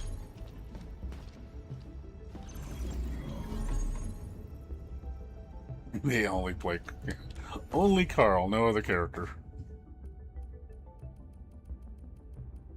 Yeah, I used to remember Carl back in the first BlazBlue, the clap loop. I remember that shit. Everybody would do the clap loop, because you couldn't get out of it. Once he got you in there, it's like, that's it, game over. Infinite combo.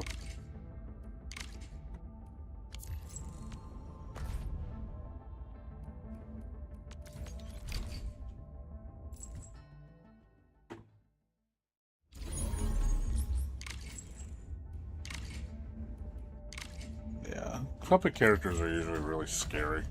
The hands of a master, because you're fighting 2 characters. And they know how to sandwich it, man. They get you in a sandwich, it's like, good luck blocking, man. You're going to be on a lot of defense.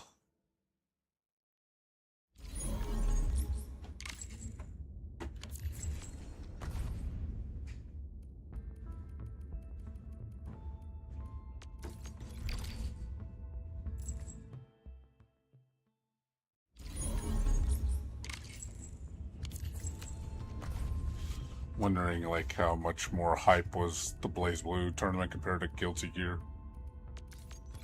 Were, like, people more energetic on the BlazBlue stage than Guilty Gear?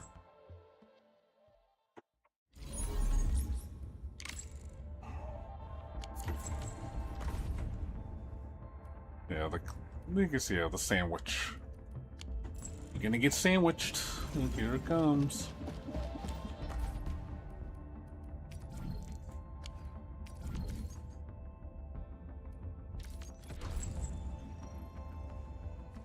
It's the clapper.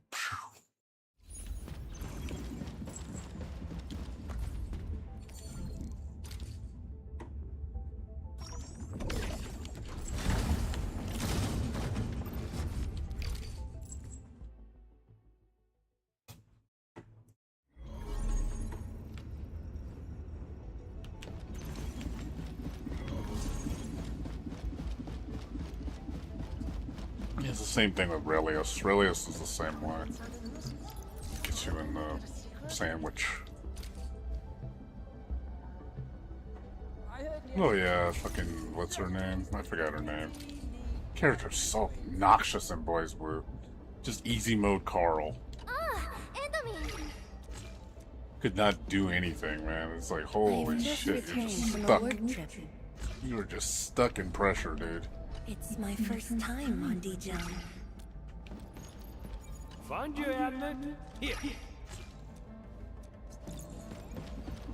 I hate that shit.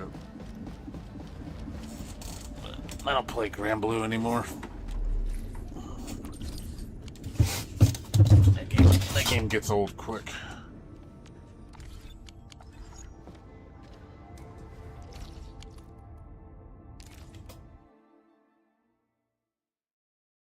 It's just because this is the new era of Arc System Works.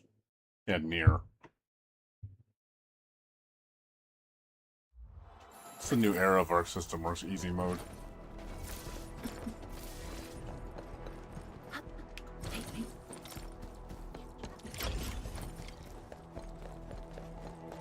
Make games not fun.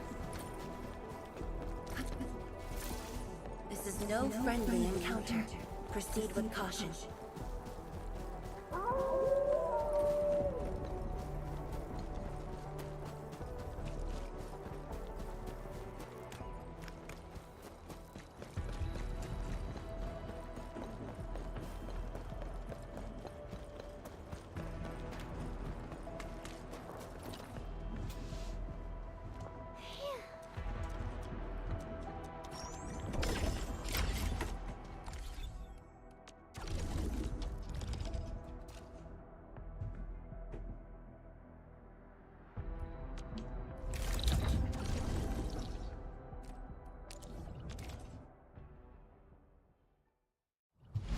I'll never pick that game up again. I know they're adding id to the game from Relink. But I could care less.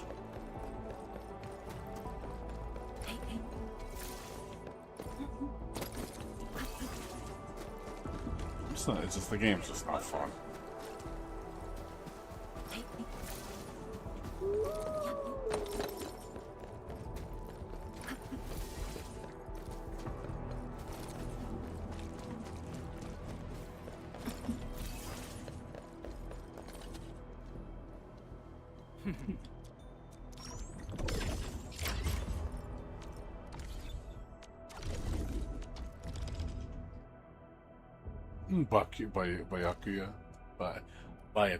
Byakuya, he's like he's obnoxious in Under Night.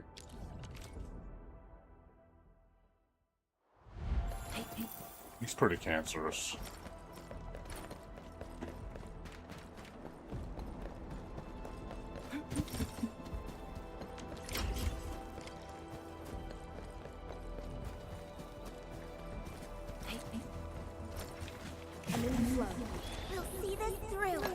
Still haven't seen anything. Did they show anything on the new Melty Blood? Like, have they shown any of the gameplay yet, or any what they're adding? They showed the announced reveal, but they haven't showed anything since. Guessing there was nothing at Evo for it.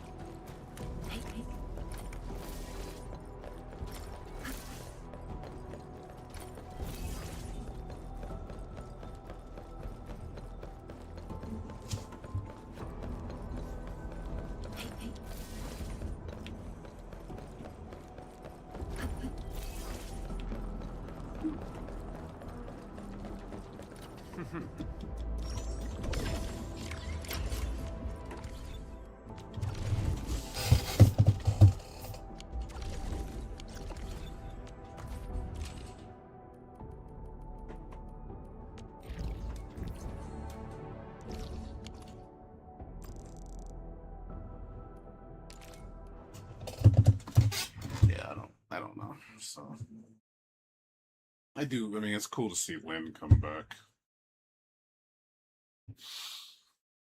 But I don't think they're gonna change the game much. I think they're just gonna be the same shit.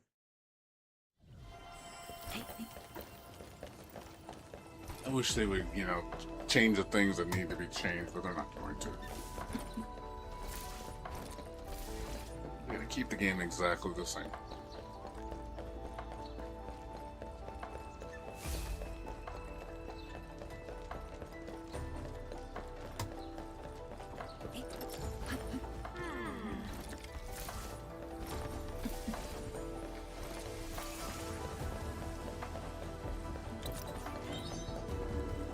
Well, the problem is with those games is since they're so niche, if you play online, you're going to be playing the hardcore players. That's all that really plays that game. You're not gonna see any casual people. That game is very sweaty.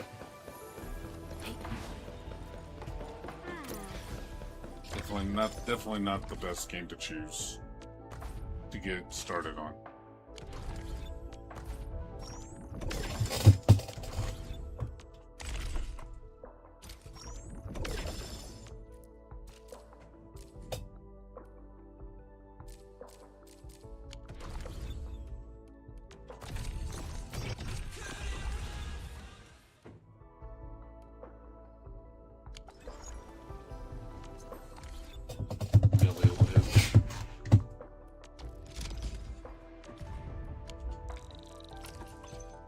I don't know. I mean, it'd be nice if they do a 3.0 readjustment. That would be nice, but I don't think they're going to. You never know, they might. I hope it's just more than just a character.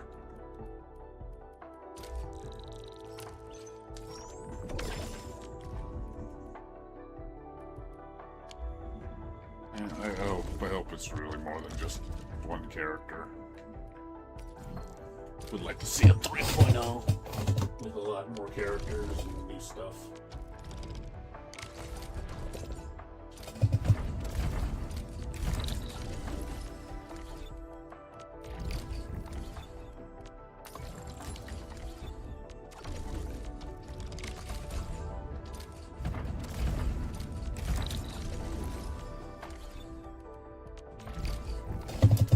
Yeah.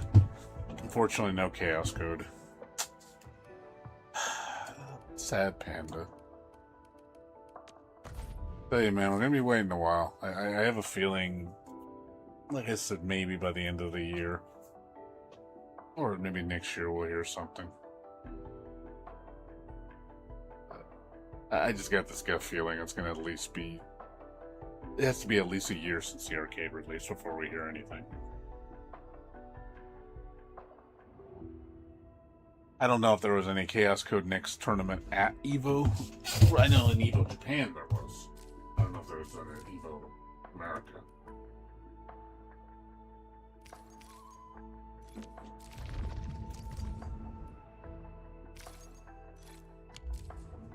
Endfield Crisis Team, ready for action. We will see. We will see, my friend.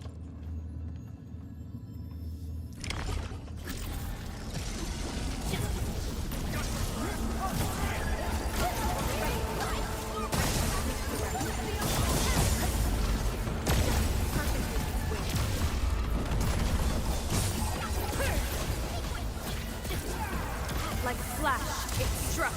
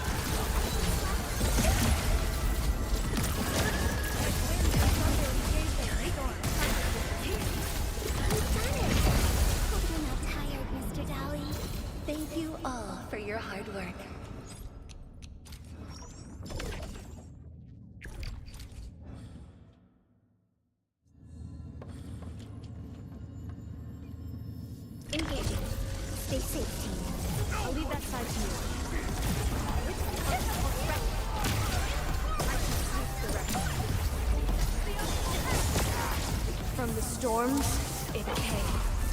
A rain of blue, a lance of thunder.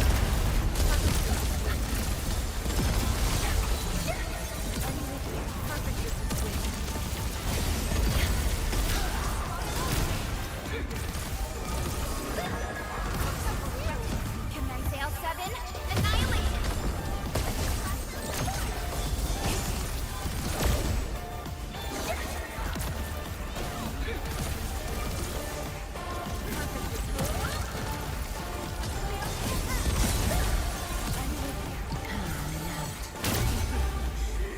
Truth be told, this wasn't a hard-won battle.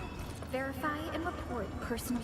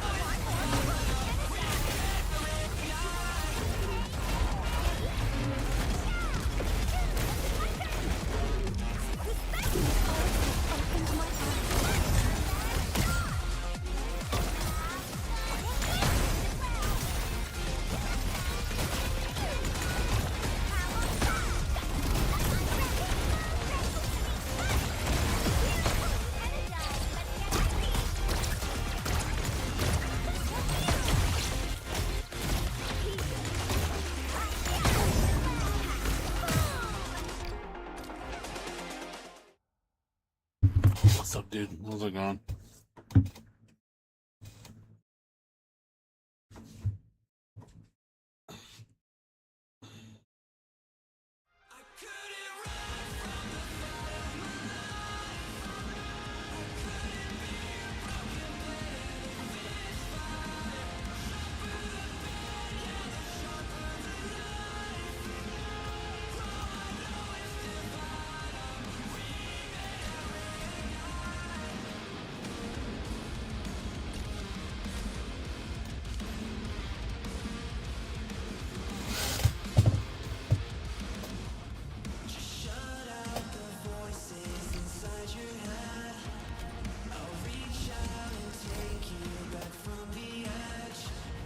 I shall pray for you, Administrator.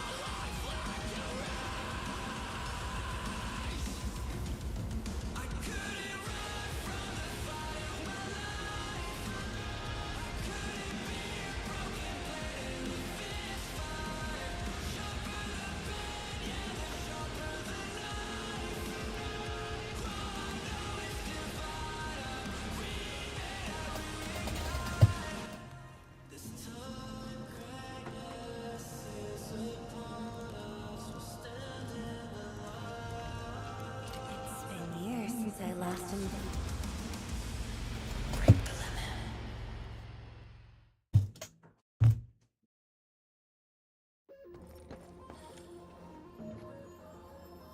Engaging.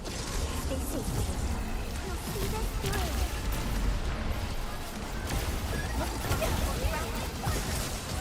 I shall sweep to rest.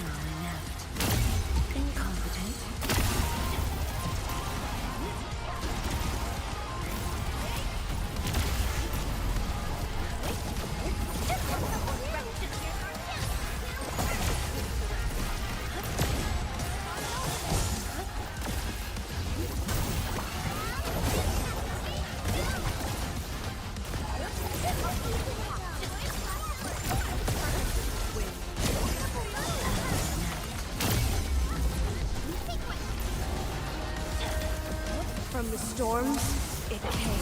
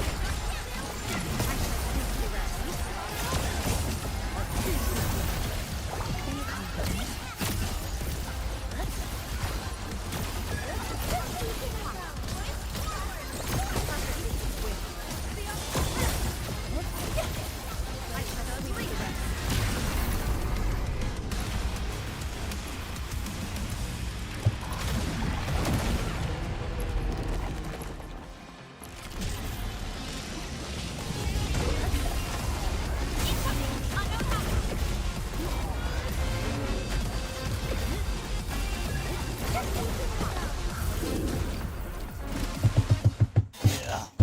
Just tired right now.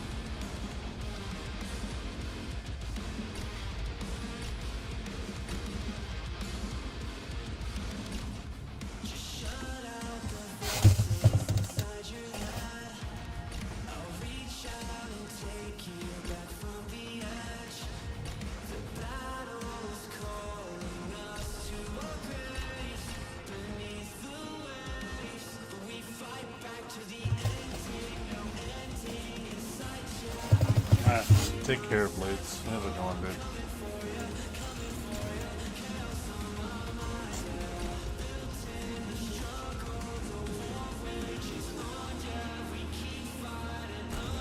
For foes or guests, we prepare fully before stepping forth.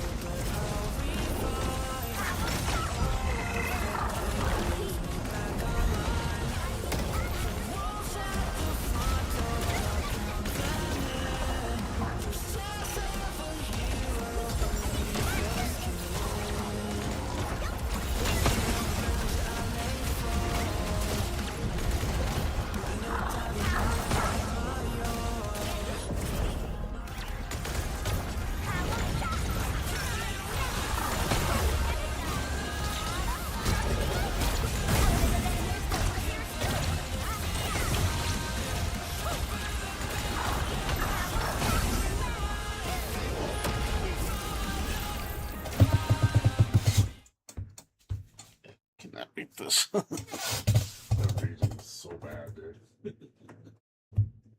That region is broken, dude. A lot of my moves have AoE properties. Oh, they just get full health like immediately. So annoying.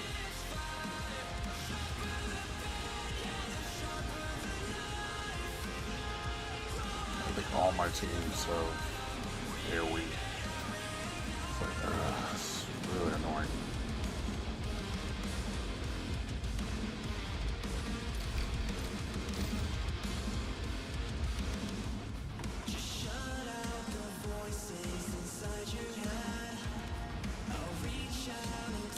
So, where are we having fun? My ass, dude.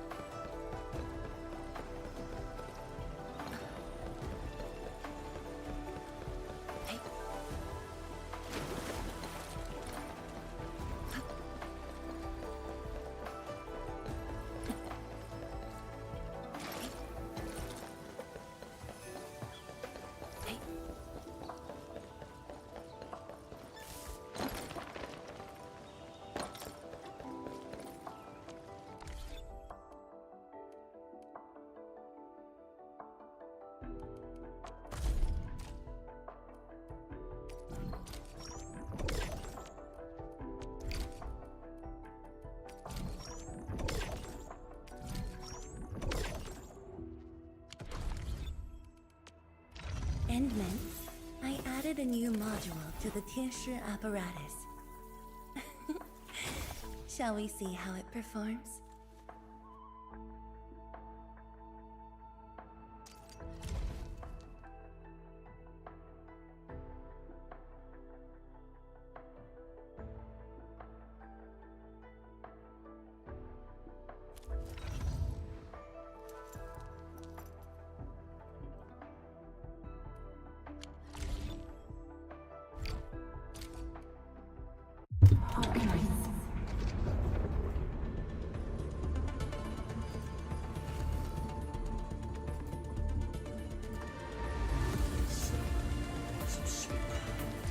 Tired.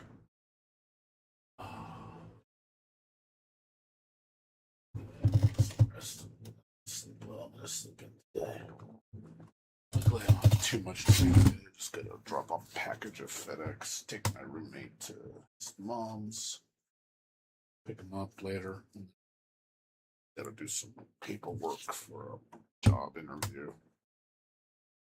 That's pretty much it. Maybe some eBay stuff. Not too much.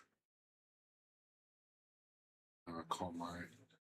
Just make sure my friend we're on for lunch tomorrow at 1 o'clock because I gotta meet him up over there. Meet him up to pick him up. So and then take my roommate to work and then also do some. I should do my job searching tomorrow too. I can take care of that too. It's for the week. Yeah, I don't have too much to do. This week's pretty chill. I go to the theater on Tuesday. I had to get a movie ticket. I gotta do that too. Again, just a little bit of work tomorrow. 2 hours worth of work, and that's it. I'm done. The rest of the week should be pretty freaking chill. I might have to take my roommate to jury duty if he gets called.